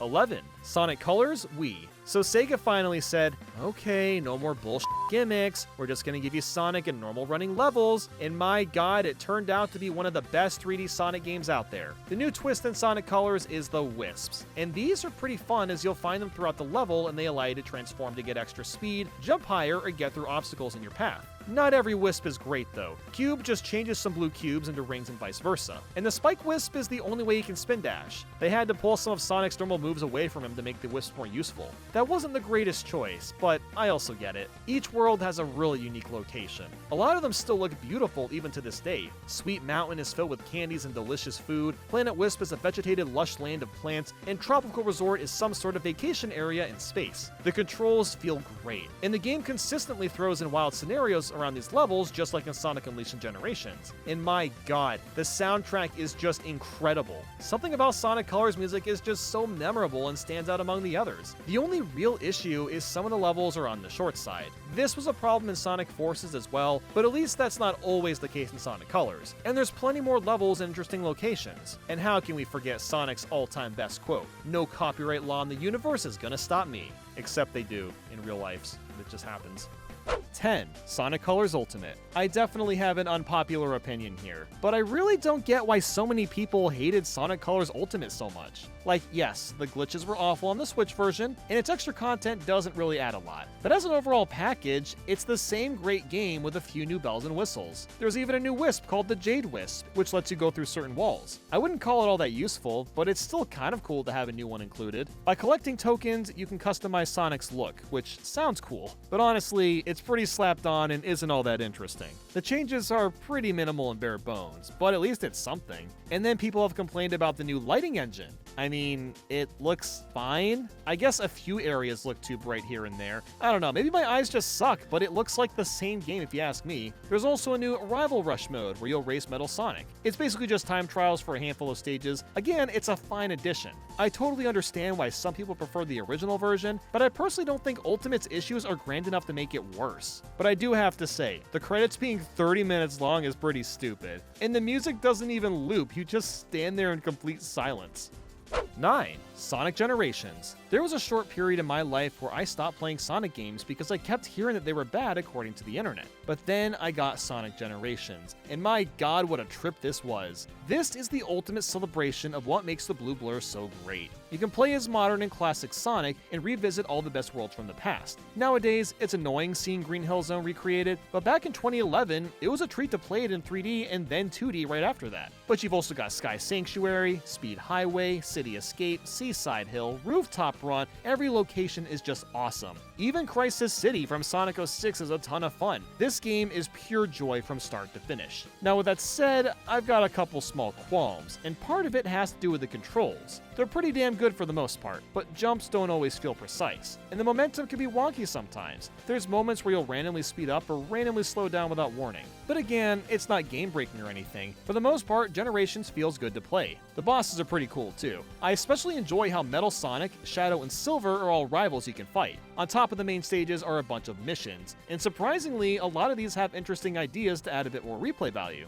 I do kind of wish we got some sort of world from Sonic CD, and maybe a more interesting location from Sonic Heroes, considering Seaside Hill isn't the most interesting looking place. But man, I still freaking love this game. It blew my goddamn mind when I first played it, and the remixes are just incredible too. 8. Sonic Adventure 2 Battle. I was considering splitting this with the Dreamcast version, but the only difference are that SA2 Battle overhauled the multiplayer and has better graphics. This is so much better than Sonic Adventure in every way possible. Like seriously, it's hard to not love this game. It features what I would consider one of the best, if not the best, first levels in a video game. City Escape. Holy shit. This stage is incredible. You immediately start off falling from the sky, the music's all do-do-do-do-do-do-do-do-do, and when you hit the ground, woo! And the guitars start rocking the out, oh, it's awesome. I've replayed this level more than any Sonic stage in my life, even more than Green Hill Zone, I'd reckon. You can really feel the sense of speed, adventure, exhilaration, and happiness just bursting in this game. And I even like the Tails and Knuckles stages. They're not as good as Sonic levels, but they can be a great time too. Tails shoots stuff in his mech, and Knuckles glides around looking for emeralds just like in Adventure 1. But of course, this is the game to introduce the ultimate life form, Shadow the Hedgehog. You can play as him, Rouge, and Eggman as well. They're the exact same controls as the Hero style. Yeah, that's right. There's a Hero and Dark campaign. Beat both of these to unlock the final few levels. If you liked Adventure 1's corny cutscenes, they're back once again in Adventure 2, and the sound mixing is somehow even worse. It's so hard to seriously care about that though when you can feel the passion of each quote as it's bestowed. These cutscenes are the epitome of entertaining for all the right and wrong reasons. Now, like others may mention, there aren't as many Sonic and Shadow stages compared to the others, which is a tad disappointing, but I really don't care that much. The campaigns just fly by, until you get to the very end when a couple levels are just too big or too long. Meteor Herd is a pain in the ass, but at least these missions are harder because you only get subtle hints for where you're supposed to go. The boss fights are still a joke though, outside of maybe King Boom Boo, but even he isn't much of a threat. The final boss with Super Sonic and Super Shadow is insanely cool, and Adventure 2 has one of the best Chow Gardens we've ever seen. I love these little guys, and playing through levels to feed them animals and vials. The greatest thing about it is the sheer amount of characters you can play as, because it's quite a lot. But that's Sonic Adventure 2. If you've never played it, then you gotta at least try the first few stages. 7. Sonic the Hedgehog 3 and Knuckles. Ah yes, the first video game I ever completed. I had this PC port when I was like 4 years old, and I've got very vague memories of waking up in the middle of the night to play the game for a couple hours, then I would pretend I was asleep on the couch right before my mom came downstairs. It was a good time. And the only reason I remember this was because this was a daily occurrence for like a year until I beat the game. But anyway, the graphic style looks even better than Sonic 2 and was already a nice upgrade. Everything is well detailed and animated. The special stages are actually fun, you can save and play as multiple characters, and the music is fantastic. So why isn't it higher than Sonic 2? Well, it all comes down to the levels. The first half of the game is alright, but the second half, not so much. Angel Island is a great way to start things off. It takes the whole grassy theming and burns it to a crisp, literally. Hydro City is decent, although sluggish since it's mostly in water. At least these hands give you speed, and you can run across water, which is pretty cool. But after that, the levels are just alright. Marble Garden is a confusing mess, and the frickin' spike balls do a great job hitting you when you least expect it. Carnival Night is another obnoxious bouncy bounce level, but Ice Cap picks things up at least. And as you'd expect, the music absolutely bangs. I know I've said this for like every Sonic game, but damn, it is so good in Sonic 3. Launch Base is decent as well. But now it's time for the and Knuckles stages. Mushroom Hill is littered with obstacles that slow you down to a crawl. Flying Battery is an alright one, but then we get to Sandopolis. This one somehow feels more sluggish than most Sonic water stages. It's that bad. There's just so many random obstacles that force Sonic to move at a snail's pace, none of it is fun. Lava Reef and Hidden Palace are much better either, but at least things pick up a little bit with Sky Sanctuary. It just feels like all these levels focus way too much on platforming, which isn't a bad thing necessarily, but there needs to be a higher emphasis on going fast since that's what Sonic was built for. The final zone and boss are decent, and I'm glad to report that the final boss is somewhat challenging considering you can die in one hit from the laser. I'll just say this, the later stages are more enjoyable if you get super hypersonic early on.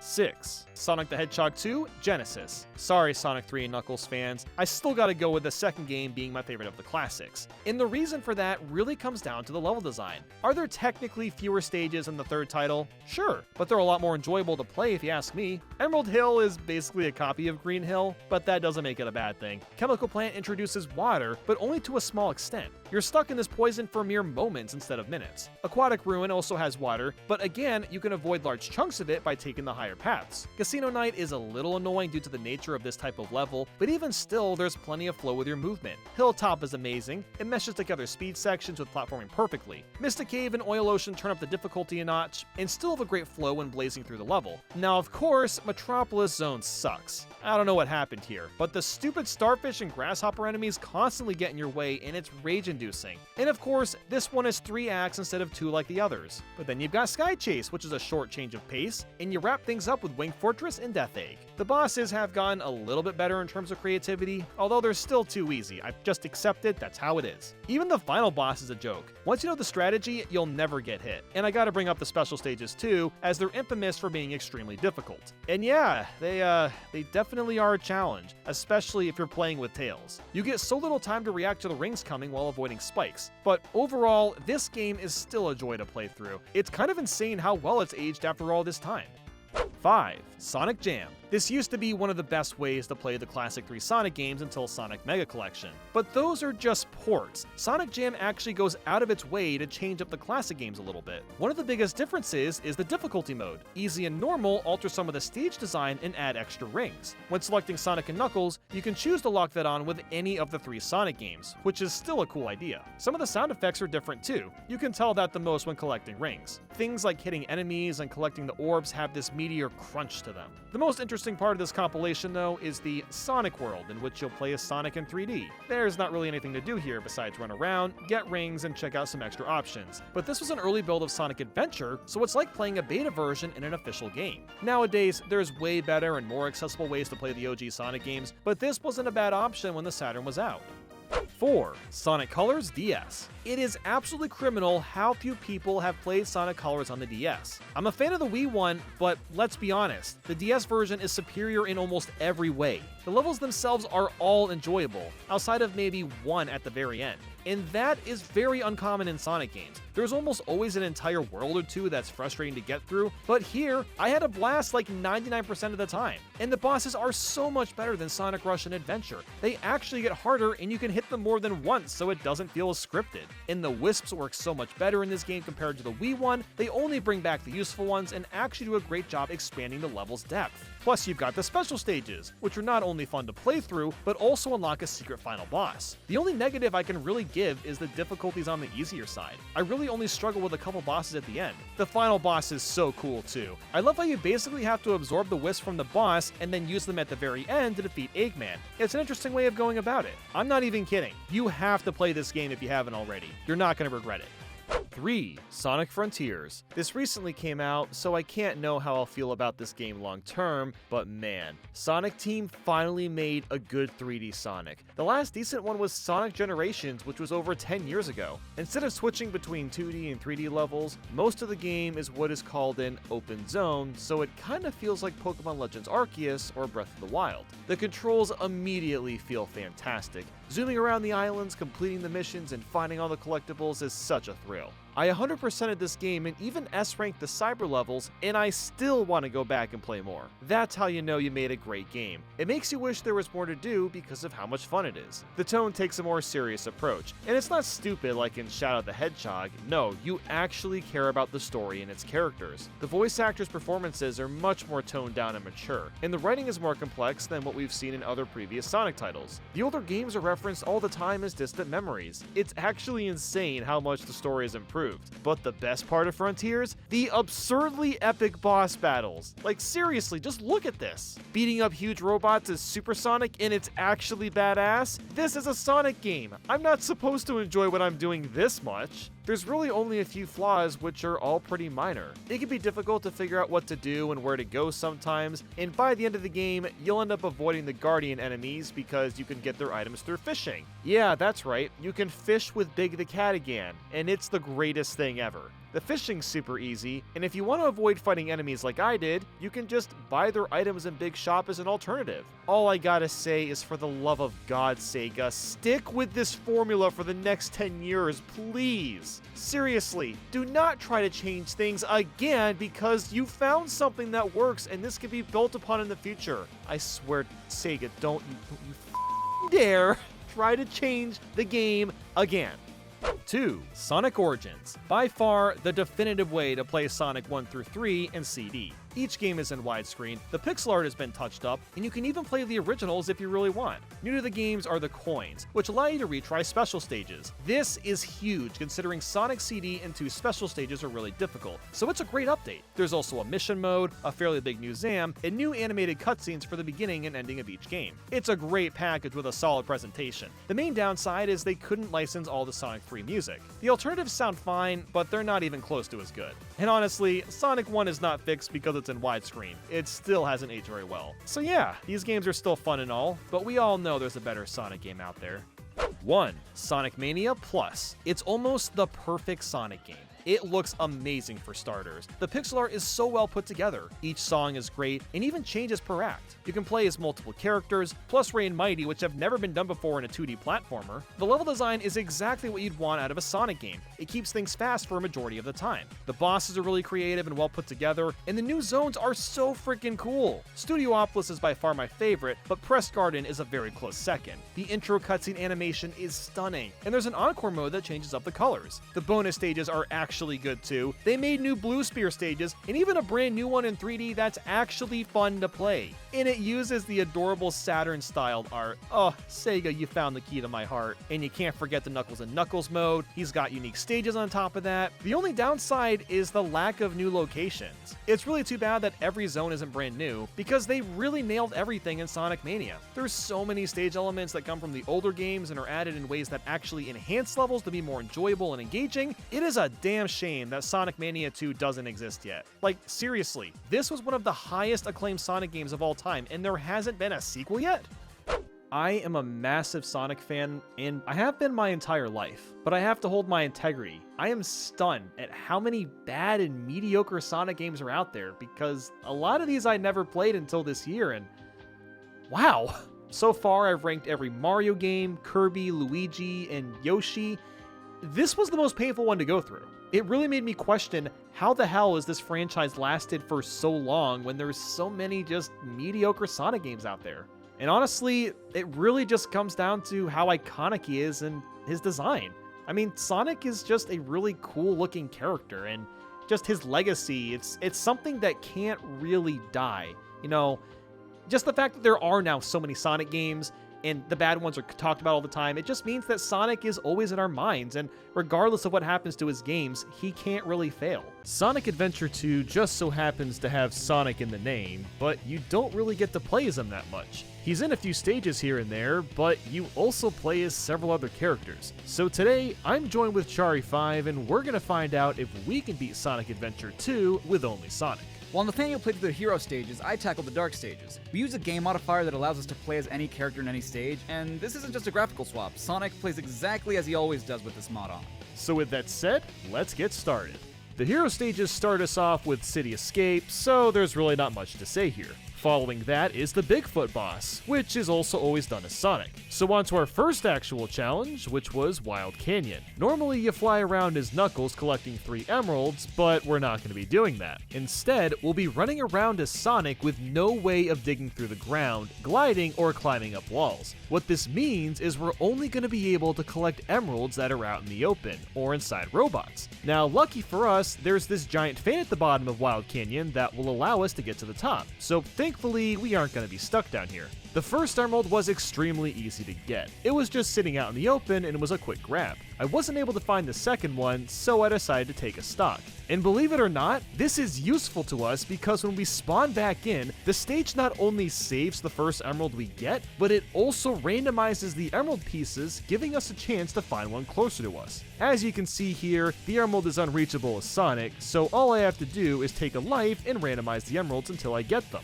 The second emerald I got was right next to the fans, so it was another easy one. The third emerald that I found was only going to be accessible with a trick called Super Bounce. This trick is done by spin dashing and pushing the jump button and bouncing when you reach a wall. This carries Sonic's momentum through the air and allows him to get really good height. Timing this correctly is a pain in the butt since the spin dash moves so quickly. The first time I did it, Sonic veered in the wrong direction, so I not only have to nail this trick, but I also need to somehow move Sonic the correct way. After several minutes of trying, I got up to the robot which had the emerald, but I was so shocked about getting to him that I slipped off entirely. That was an oof moment. On my next attempt, I got myself back up, caught my balance, and took out the stupid robot and finally completed Wild Canyon. Up next was the Dr. Eggman fight, and as weird as this is gonna sound, we can't actually test if we can beat him as Sonic. For whatever reason, the mod we're using always loads in Shadow because the only character we fight normally is Shadow. We went to the Sonic Adventure 2 Discord server to ask about this, and they haven't found a way around this problem. So even though Sonic would likely tear down Dr. Eggman, it technically isn't possible to even try. After that was Prison Lane, and this one utilizes a power-up you might not even realize Sonic has, the Magic Gloves. This is found in City Escape, and what it does is captures close-by enemies and turns them into a ball. With this tactic, we can destroy robots required to open these doors without even touching them. Who would have ever thought such a useless power-up could actually be useful? The Magic Gloves basically substitutes Tails' lock-on missiles, but only for robots that are close enough. After a minute though, I ran into a gate I couldn't open because I couldn't reach all the robots with the Magic Gloves. so I had to pull off a super bounce to get past this. Once I landed, I just walked on the top and kept moving forward. I wasn't able to open this gate either, so I just did a really fast spin dash and jump and made my way across that way. But the real trouble began at the end of this level. This footage was captured by Trader from Discord, and as you can see, Sonic is at the very end of the stage. We need to destroy all the robots to get to the goal ring. The magic gloves work until we get to these last two robots, since they're way out of reach. With some very careful manipulation, we can force the robot next to Sonic to shoot his bullet and hit the other robot on the other side of the screen. This is incredibly cool, but unfortunately, we cannot reach this robot tucked away in the corner. So even though we're literally at the end of the stage, you can see the goal ring, there's no way to beat this one. So after the insanity of Prison Lane, Metal Harbor is a typical Sonic stage, so no troubles here. The shadow fight is pretty simple as well, you just play as usual. And then there's Green Forest, which again is another normal Sonic stage. Now for Pumpkin Hill, we actually have to collect the shovel claws with Sonic and then we can get the emeralds. If we don't collect the claws, one of the emerald pieces would always spawn in the ground because the game wants to ensure that Knuckles grabs the upgrade before continuing the story. So now we just have to use the same strategy. Keep respawning the emeralds with deaths until we get them all. The first one I found was just trapped in this box, so it was easy to grab. The second one was in a spot I've never even seen before. It was in between these fire-breathing skulls, and it wasn't that difficult, just a little scary to get. And finally, the third emerald was just floating in midair. This was another scary jump, but thankfully I got it. I can't believe this was even possible considering the large scope of Pumpkin Hill. Moving on to Mission Street, I didn't think I'd have much trouble even though this is a Tails stage. It's very wide open, and there's no doors I have to worry about this time. Although I accidentally got stuck on this box and thought I was stuck, but then the robot shot me out of it. So, thanks buddy. Jumping over these grates was a tight jump, but nothing really got difficult until the road started falling apart. This chunk of the road fell really early and I thought I needed it to get across. But as it turns out, you can just spin dash on top of this sign and get enough speed to make it to the other side. And that was basically the whole level. Nothing too terribly hard.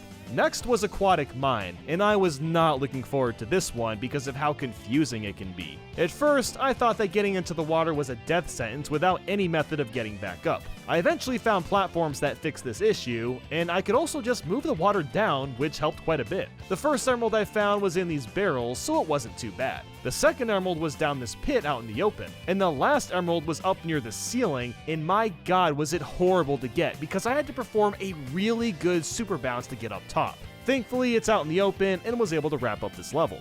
Following that is Route 101, which is a little funky with this mod. You'd probably know that if you've beaten this game that you get this mode called Kart Race, and you can play as any of the characters, which includes Sonic. But for some reason, we can't swap to Sonic in story mode. So even though that's the case, you can still beat this with Sonic since there's no difference in the attributes. What's interesting about Hidden Base was you actually didn't run around very much on the level, but instead you jump through the sand. Normally Tails just sinks and dies when touching it, but Sonic is so fast that he can plow right through it. And that's especially useful since so many of the objects don't have collision and you can go right through them. This super bounce not only needed to be insanely good, but you also have to play a bit of this level blind since the camera doesn't zoom back in on you. And here's another super bounce that has to be done to get over this door. And it gets so high that half of the assets disappear and reappear as you move up and down. A big thanks to Piner for recording this level for me, because I am not skilled enough at this game to do it on my own. And there you have it, Hidden Base is totally possible. There's nothing to say about Pyramid Cave since it's a typical Sonic level, but King Boom Boo is another story. You might think that you can't do this one because you need to dig with Knuckles to attack Boom Boo, right? Well, boy do I have a fun fact for you. By running around and hitting the ghost, you can spawn the ghost by sliding into him and therefore giving you a chance for a hit. So yes, Boom Boom is actually possible. And King Golem is the usual fight since this is normally done with Sonic. Death Chamber is already a tedious stage with Knuckles, so doing this with Sonic was going to be a hassle. As an example, I have to perform a super bounce or a really precise bounce just to get to the main portion of this level, all while beating the closing door. I eventually found a key that was near me, but it was in a spot that I simply couldn't reach. After a reset, I found a key that was sitting on top of this map. I had to super bounce to get to it, but it was obtainable. The next key was underneath this giant weight, but for some reason, I had trouble grabbing it. I think it was because I had to move really fast and it was hard to stay in control. After dozens of tries though, I finally grabbed it with one key to go. And the third key was just in this room, which wasn't too hard to grab. While Death Chamber was really annoying to explore, it was more than possible. After that was Eternal Engine, our final tail stage for Hero Story. This one really wasn't as bad as I thought it would be, considering a lot of the doors just open when I got close to them. I didn't have to blow up that many enemies. Grabbing these handles was a bit nerve-wracking since Sonic's hitbox seems to be a lot smaller than Tails, but it could definitely be done. Grabbing the handle in this room was really hard because I wasn't given much of a chance to see when it was coming. Getting through these boxes was terrifying because it was really easy to fall to my death after breaking them apart. Then we have this scene where I'm just floating across to the next door praying I don't get sniped by an enemy. But the ending to this level was the most ridiculous part. After falling down this pit, Sonic gets locked in place by this platform and there's nothing you can do about it. So instead, you have to super bounce towards the top and basically ride the edge of this level all the way to the bottom. Eventually, you'll get far enough down that Sonic hits the end ring, which proves that Eternal Engine is possible. And again, a big thanks to Trader helping with this ending. And now onto the final Knuckles level, Meteor Herd. While this level wasn't that hard, it was incredibly time-consuming just for the sheer size of this level. The first emerald was out in plain sight, which is pretty nice. What was also nice was how many rocket boosters there were. This made climbing up Meteor Herd actually doable. The other two emeralds were pretty easy to nab, so we'll go ahead and move on from here. And like the previous character fights, we can't technically fight Rouge, so this one isn't going to be doable. And Crazy Gadget is another Sonic level, and the same goes for Final Rush, so both of these are obviously possible. But that's about it for me. It's time to meet up with Chari5 and see which levels he was able to complete with only Sonic. So, unlike the Hero Story, which starts off with a Sonic level, the Dark Story starts off with an Eggman level, and one that doesn't really do much for us. The main aspect of Iron Gate is exactly what it says on the can, Iron Gates. The thing is, they're a non-issue for Eggman since he can just lock onto the gates and destroy them, letting him through. Sonic, though, don't know if you noticed, doesn't have a laser, so the best we can hope for is to run through the barriers before they're brought up, which works well for the first two that show up, even though the second one's tricky because the camera doesn't really cooperate with us. The second door doesn't even have collision on the bottom left-hand side, so we can get through there no problem, but then that's it. You can't move past this room because the barrier's already up by the time you get here, and there doesn't seem to be a way to bypass it, even by getting out of bounds. Like Bigfoot, Hotshot is a pretty easy level since you normally play a Shadow, and Sonic controls exactly the same. Unlike Wild Canyon, there's only about 2 parts in Dry Lagoon where you can super bounce, and that doesn't give me a whole lot of options. And you might be thinking, well, why don't you just take the turtle? That's what it's there for. See, the thing is, I think they programmed the turtle to only be movable by characters that can dig, because the second I get on the turtle, nothing happens. My game doesn't freeze, it's just that my character model is stuck in the last frame of animation before getting on the turtle, and then I'm just free to move around however I please. And that's assuming you get on the turtle to begin with, because if you accidentally fall in the water, you're stuck floating there until you drown. You can't escape this. Because my movement is limited, I have to reset until the pieces spawn on this part of the map, and even then, only if they spawn on the bottom part. Not only that, but sometimes they can spawn in these jars that Sonic can't break, so we can't get those either. I got 2 pieces to spawn in this area in the lower part, but one of them spawned in a thing that I can't break. Wonderful. Eventually, and after a lot of deaths, I was able to get them to spawn in decent enough places to the point where I could get all 3 without having to reset the entire stage. Sand Ocean is not at all what I thought it was going to be. I figured it would be, if anything, a fun little platforming romp where I just had to be careful of falling in the sand. Turns out, it's kind of the opposite. Our first obstacle is this pill you have to shoot as Eggman, which can't be destroyed by anything Sonic does, and that would make it a bridge to get to the next section. So instead of wasting too much time with that, I decided to try and spin dash my way to the next platform, which worked, but I almost immediately got hit by a gun robot that's waiting for you there. It knocked me into the sand, which would normally kill Eggman immediately, but Sonic's coded to be able to sink into the sand before dying, so I used that to my advantage and see if there was a way around the level, and to my surprise, there was. There are a few invisible walls here and there that I had to navigate around, but if you go far enough, you can simply sear around these parts of the level. I also had to watch out for the camera because sometimes it just stops following Sonic until you get to a point in the level where it doesn't get stuck anymore. After hopping my way around, I came across a spring that's just low enough for me to homing attack from the sand that could get me back on track to platforming instead of having to advance through the sand. But before long, I ran into the same problem, a pillar I had to blow up to use as a bridge, so again I tried to spin dash. Unfortunately, the camera's so janky that when trying to control my way to the next platform, it messed me up and I fell into the sand again. I start jumping a little late and clip underneath the geometry. Normally this would be great because it puts me into another part of the level, but in this case it puts me into a hole I pretty much can't get out of no matter what I do. When I do eventually reach the death plane, my game crashes entirely. On my next venture, I decide to go even further this time and see where the invisible walls stop me, and I reach the midway point of the stage where Eggman takes a ramp over pits of fire. Seeing as I had nowhere to go, I restarted the stage and made my way back to that second pillar and managed to reach the next area, which was honestly not difficult to navigate at all. I made my way to that ramp I mentioned and whoa, that's really far, alright. I'm even further than I was before, so I decided to navigate my way backwards to see what I can run into that could potentially help me.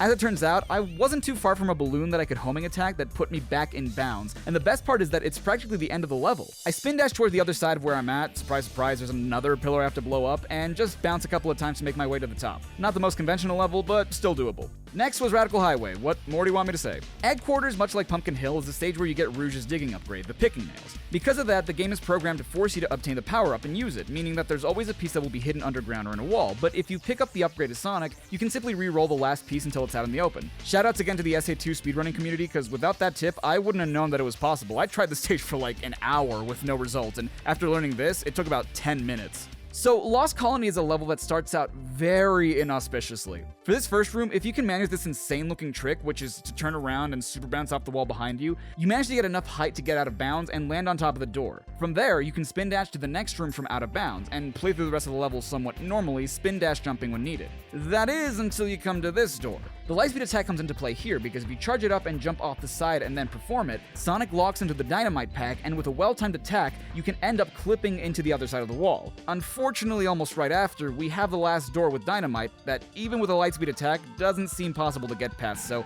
at least for now we're gonna have to label Lost Colony undoable. And shoutouts again to Trader for this footage. Weapons Bed is perhaps the most conventional Dark Story stage outside of Shadow stages, to the point that, much like City Escape, I'm fairly certain any character could complete this stage. The one thing you might run into as Sonic is that sometimes there are long gaps between platforms that you're meant to hover over as Eggman, but if you do an air dash in the right place, or even spin dash, you'll get over those gaps no problem. Next is the Tails fight, and of course we can't actually try this one out. Security Hall, much like Weapons Bed, is the most conventional treasure hunting stage since none of its areas require climbing or gliding in order to easily access them. You have pulleys and rockets to get you to higher areas, and usually the most you'll need is a super bounce to reach areas without either of those things. The emeralds usually spawn in easy to reach places, but sometimes you can get an emerald in one of these containers that Rouge has to dig into to open, and as if I need to reiterate, Sonic can't dig. Fortunately, Security Hall isn't difficult to navigate at all. You can get to pretty much every area of the level no problem. As always, it's just a matter of getting the emeralds to spawn in the right positions.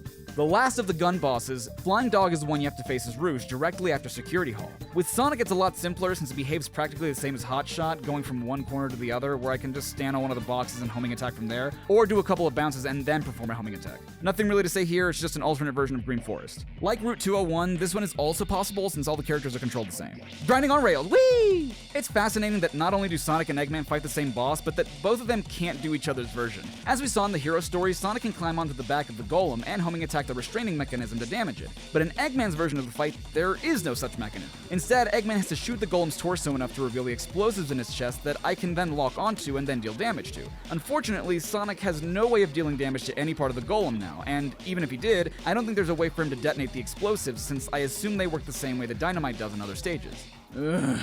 Mad Space and its counterpart Meteor Herd are the largest treasure hunting stages in the game, and that wouldn't be much of an issue if they were large in the same way that Death Chamber and Egg Quarters are, where you have to traverse through long hallways that lead to different rooms. Those stages are big horizontally, which isn't an issue for Sonic, but these stages are big vertically, often requiring the characters to climb up the side of structures to reach the highest point. Meteor Herd is more straightforward, or should I say straight upward, in terms of how you go about the level, but Mad Space has different planetoids you can visit, and going to and from each one isn't as simple as we'd like it to be, especially as Sonic. Whenever you're on one of the moons, you have to super bounce on these really thin legs that these towers have in order to reach a rocket that takes you to a higher point in the level. On top of that, the Emerald Shards can spawn in one of the many outer platforms which are easy enough to navigate as Rouge, but are risky business as Sonic, since getting back to safety requires multiple spin dash jumps that are easy to mess up. Usually I would get pieces that were at the highest point of the level, which required super bouncing at the side of the inverted tower and then doing long spin dash jumps to get around. The last piece I had to get required me to do all that and then practically blindly jump in between two containers to get it. If I missed, I had to take 2 more rockets, super bounce, and then long spin dash jump until I got back to where I needed to, and even though that was tedious, I would rather do that 1,000 more times than accidentally lose a life and have the emerald keep spawning in places I can't reach at all. I was convinced that this stage would be impossible because, let's face it, it's an on average 8-minute Eggman stage that has a low gravity gimmick. It turns out that you're supposed to super bounce on the rails on the side of the platforms, and that's great that you can do that, but oh man is it hard! Almost every single part of this stage requires you to perform multiple super bounces in order to simply proceed. And I say almost every single part because when you're not super bouncing, you're spin dash jumping off of these pyramids. On top of that, the whole stage is one giant bottomless pit, so not if, but when you mess this up, that's just more super bounces that you have to do. There's a super bounce right here that you have to do perfectly if you want to continue. As if that weren't enough, you have to reach the end of the stage with a shield, because Sonic has no way of attacking the drill, meaning that you're gonna take not 1, but 2 hits before you reach the end. And to my knowledge, the only way to get a shield in this stage is to reach a checkpoint with 90 rings, so you better make sure you don't lose the shield before the end, or the rings before the checkpoint, which is really hard to do when you flub up a super bounce or run into an enemy that's hard to avoid taking a hit from. Anti-gravity tubes, whee! And that's everything for the dark stages. Nathaniel and I will try to finish up the last 3 final stages. Cannon's Core is by far the least amount of progress we can make. In fact, we can't even leave this room. Even with a super bounce, all the walls are sealed off and we can't get any farther. Pile Lizard is usually done with Shadow, so completing this with Sonic is a cakewalk. And lastly is the final boss, which I guess is kind of possible. The game forces us to switch between Shadow and Sonic. Since they have the exact same properties, I think it's fair to say that the final hazard is indeed doable. Well then, that was quite the challenge. Out of every stage, 8 of them weren't possible, which is kind of a low number if you ask me. I was honestly expecting more of them to be impossible, like Headquarters or Cosmic Wall. The Super Bounce was an extremely essential trick that let us complete more stages than you would expect. I wonder if Sonic can do that because of his branded shoes.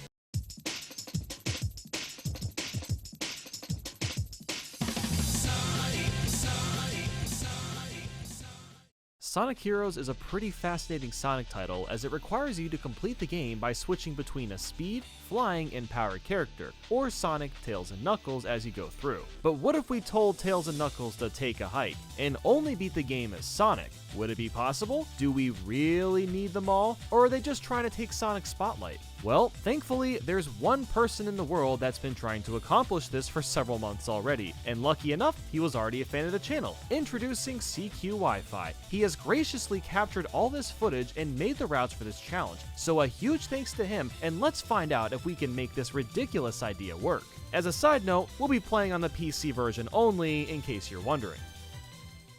Starting with the tutorial, I'll really quick bring up the one rule that we have. You see those 3 colored circles? We aren't allowed to swap them at any time, as you'd expect. While we technically might use Tails or Knuckles to attack an enemy or something, we will only ever be in full control of Sonic. Now in Seagate, Omochow really wants us to try out all the characters and use their moves to get through the stage. As you'll see here, we're supposed to switch to Tails and fly over this large gap, but instead, we can make Sonic run at the wall and ascend way higher than Tails could ever dream of getting. This is an unintended technique called the ultimate afterburner kick. On some walls, you can launch yourself upwards by sliding into the wall and pressing jump at the right time. While it's very cool and useful, it only works with walls that have slight angles and not the ones that sit at 90 degrees. We'll abbreviate this trick by calling it UABK for the rest of this video.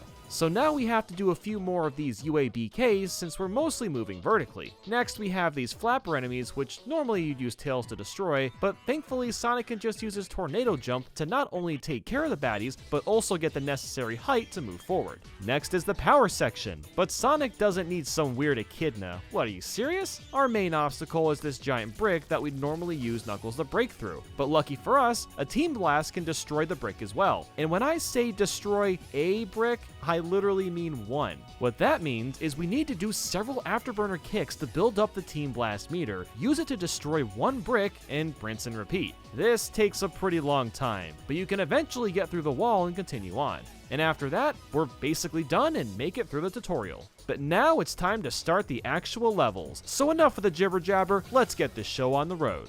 Ha! Think I'd miss this? Time to crack that Eggman wide open! Yeah, let's party!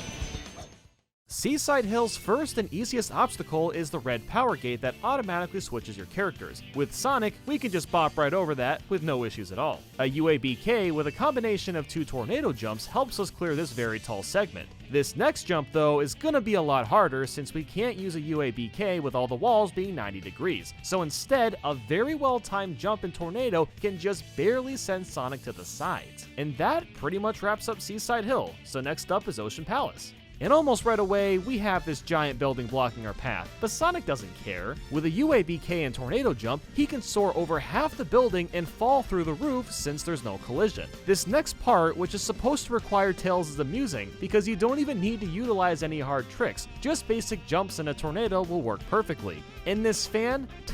Please, we can kick at the wall and fly ourselves up that way. Now again, another building is going to be in the way, but we can kick off this little curb and fall through the roof. Now this fan may seem troublesome because it's a lot easier to get caught in its breeze, but on the left is a slanted wall, and we all know what that means, UABK to the rescue. But this is only the beginning. Let me just show you the most difficult and insane skip in the game.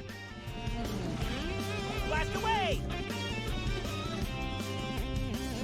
Ready anytime.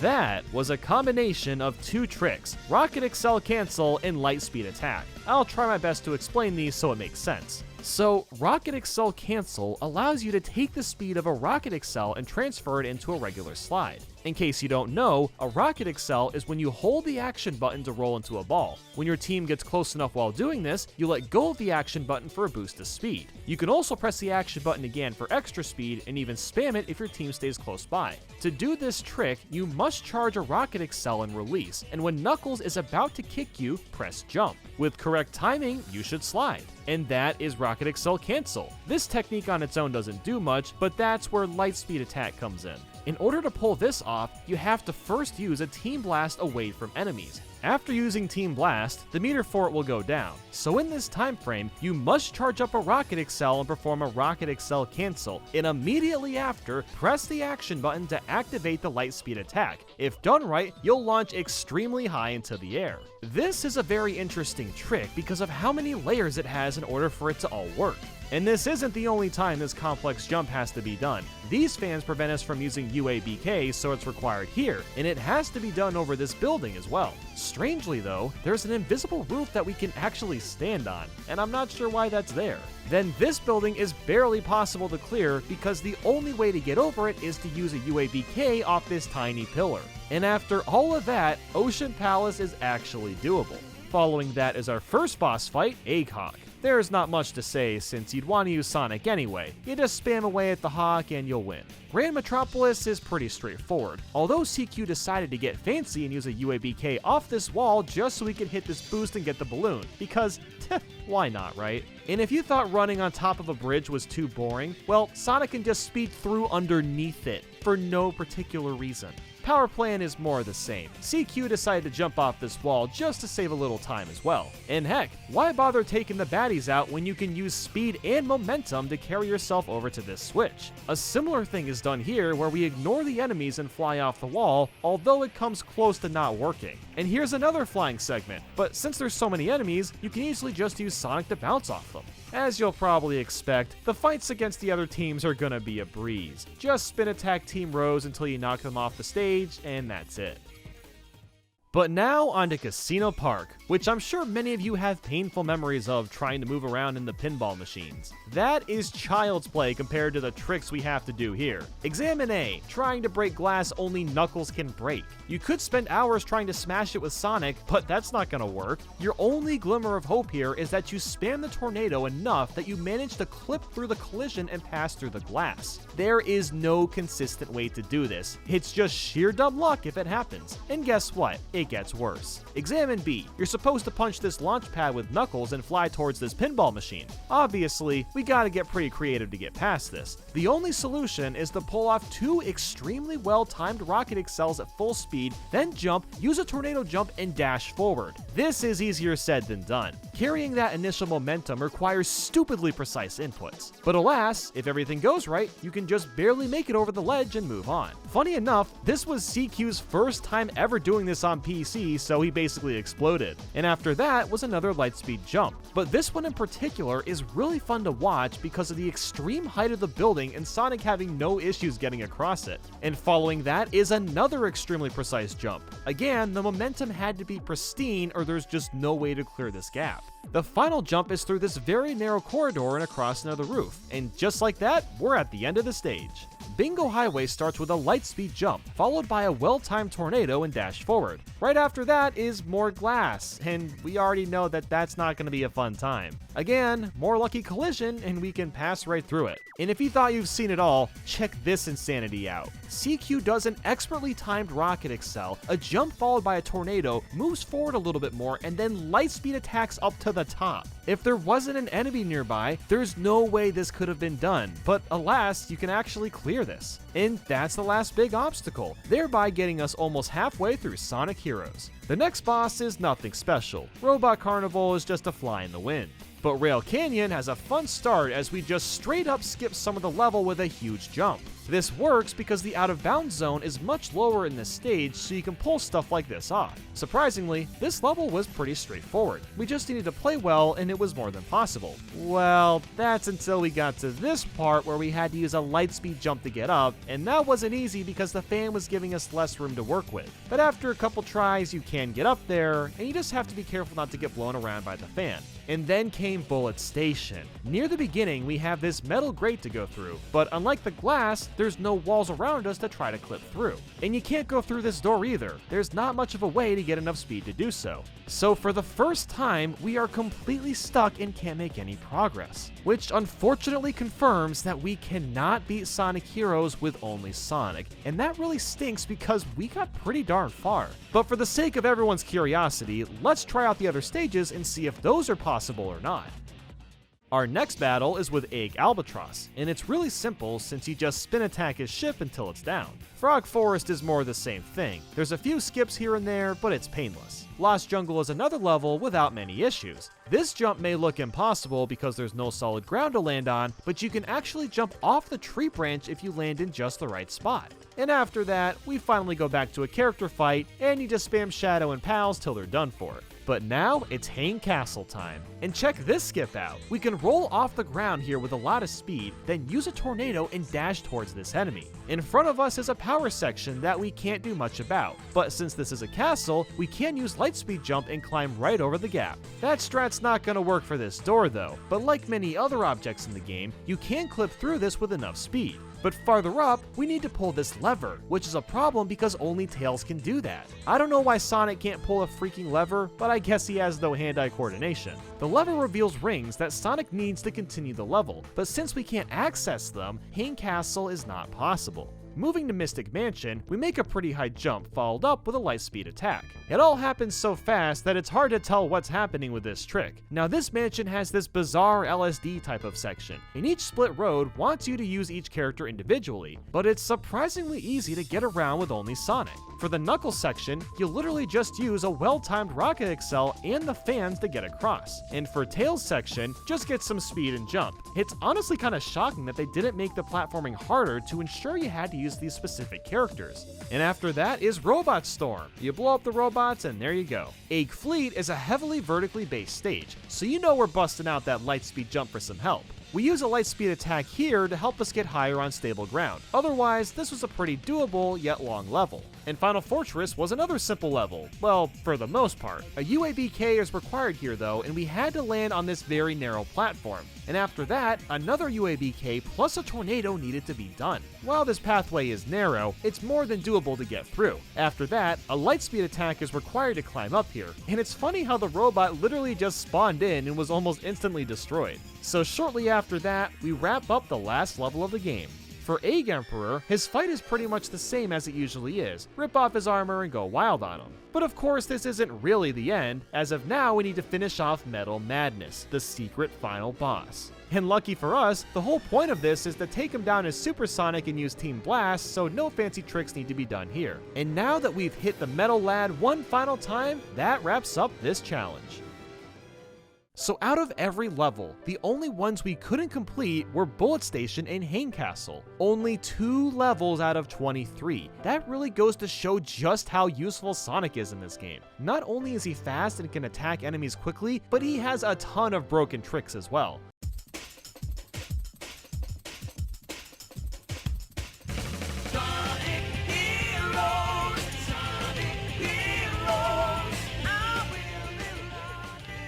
Sonic Heroes is the name of the game, but do we really have to play as Sonic? His team is equipped with Tails and Knuckles. Tails can fly really high, and Knuckles can break through tough objects, so maybe Sonic could just take the day off, right? You know what, let's try beating this game without Sonic and see how well that actually goes. But I'm gonna need some help, so a big thanks to CQ Wi-Fi for capturing the footage and doing all the routing for this video. Before beginning, it should be noted that this is being played on the PC only. There is one trick that can only be done on consoles, but we'll get to that later on. So while we breeze through the tutorial, there's one major rule to establish. You see these 3 circles in the top right corner? We aren't allowed to swap to the blue one at any time. While there may be instances where Sonic is technically used, we'll only ever be in full control of Tails or Knuckles. So yeah, this tutorial can be bypassed without Sonic, as any speed section can be completed without much trouble. And after that, we move right into Seaside Hill. Besides this one speed rail we have to jump around, this was actually a pretty simple level. Up next is Ocean Palace, and this one heavily uses Knuckles' triangle dive and punching abilities, so again, it's really not that hard to get through. And the same applies to the Acock boss, considering you can just spam with Knuckles all in one fellow swoop.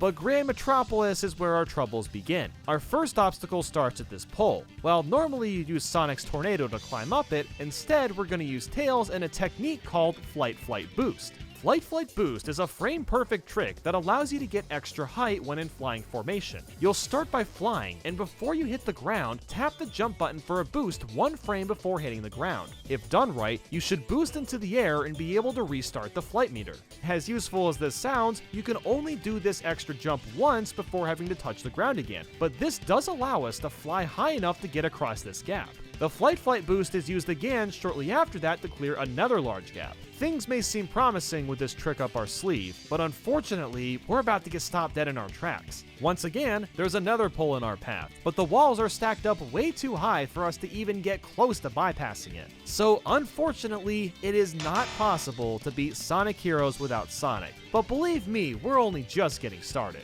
We're gonna go through the rest of the levels and see what's doable and what isn't, because you might be surprised with how vital Sonic really is to completing this game.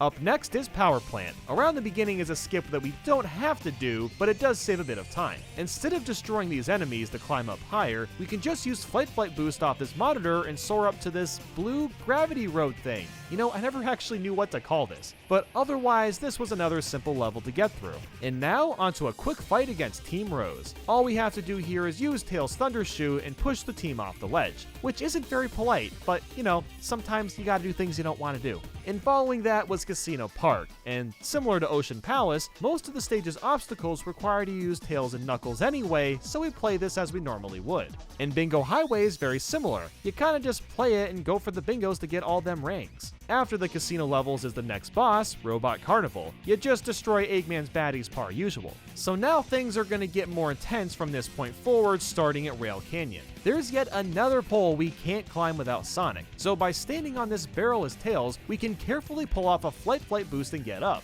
As you'll see, our head got stuck underneath this platform, but we just had to precisely move out of the way and was able to finish flying up. But that area was nothing compared to what's coming up. Per usual, we can't climb this pole and Flight Boost is our only option. And while it may look like there's a lot of solid ground to climb up, most of this structure is guarded off by some sort of invisible wall. We even tried climbing on the outside, but with no avail, the invisible walls were here too. Then we tried to climb on this head thing, and there was actually some solid ground to stand on here. Using this extra height, we were able to fly Tails much higher and even on top of what looks like some metal we could stand on. But sadly, Tails just falls right through it, so there's no collision here at all. We even tried this on the other side, but the wall was still pushing us away. So this is another level that isn't possible, at least on PC. If you play on consoles, however, you can do a trick called the Bop Boost, and this one is pretty technical, so let me just show it to you.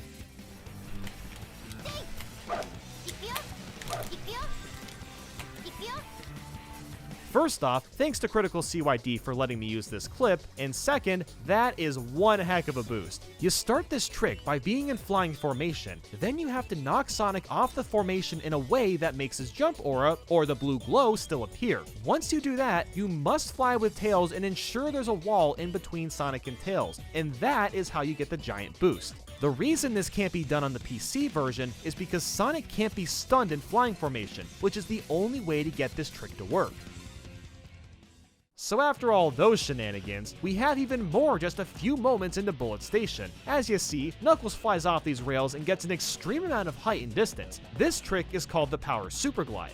This one is very easy to do and can be done on any rail. Simply switch to power formation, and before you leave the rail, press A twice to jump off and glide. This works because the momentum from the rail is carried into the glide, which gives you an easy method to bypassing certain chunks of a level. Now take a wild guess what obstacle is going to stop us this time. If you guessed Sonic's pole, you win! Good job! Anyway, even with a flight boost, this is a pretty giant gap. We even tried to jump as far as possible just for the heck of it, and that didn't really work either, so Bullet Station is not possible. But Egg Albatross certainly did. You just have to use Knuckles and throw Sonic and Tails at his ship until it goes down. Although this strategy does take a while since Knuckles runs pretty slow, it's hard for him to keep up with the Albatross. But after that is Frog Forest. This level was going fine until we got to another speed section. You're supposed to take hold of a flower handle as Sonic and soar across, but our only hope here is that Flight Boost can get us far enough to these rails. And while we can get pretty close, it's just not enough to get us there, deeming Frog Forest impossible. Lost Jungle has another one of these handlebar sections, but it's much shorter and you can simply jump across to safety. We don't get so lucky with this part though, because the handlebar takes us much farther and there's no ground to stand on. We tried standing on this plant-looking thing, but we just fell through it instead. While we can make a decent distance out of this, again, there's nowhere for us to land. Now, somehow, we did find that you can kind of stand inside this branch, but even then, it's not going to be enough to get us across, deeming Lost Jungle impossible. But the next character fight with Shadow, Rouge, and E123 Omega was easy enough. Same process as with Team Rose, where we just knock them off the stage. And next is Hang Castle. As you can tell, we're a little hung up on what we're supposed to do. This section normally requires Sonic to speed across the rings. While we can get kind of close to this roof, there's no way to stand on it even if we could, so this stage isn't happening either. Mystic Mansion has a pretty good start, with this one jump being a little tricky since you normally use Sonic to wall jump, but Tails gets enough distance to land on these rails. But now we're stuck in this jelly-like room. We can see the next destination out ahead, but we can't even get close to it, sadly, so that's another level we can't complete. And after that was another boss, Robot Storm, and like the others, it wasn't much trouble. Egg Fleet was next, and again, another Sonic pole stopped us in our tracks. But by standing on this tiny spinning pole and using a flight boost,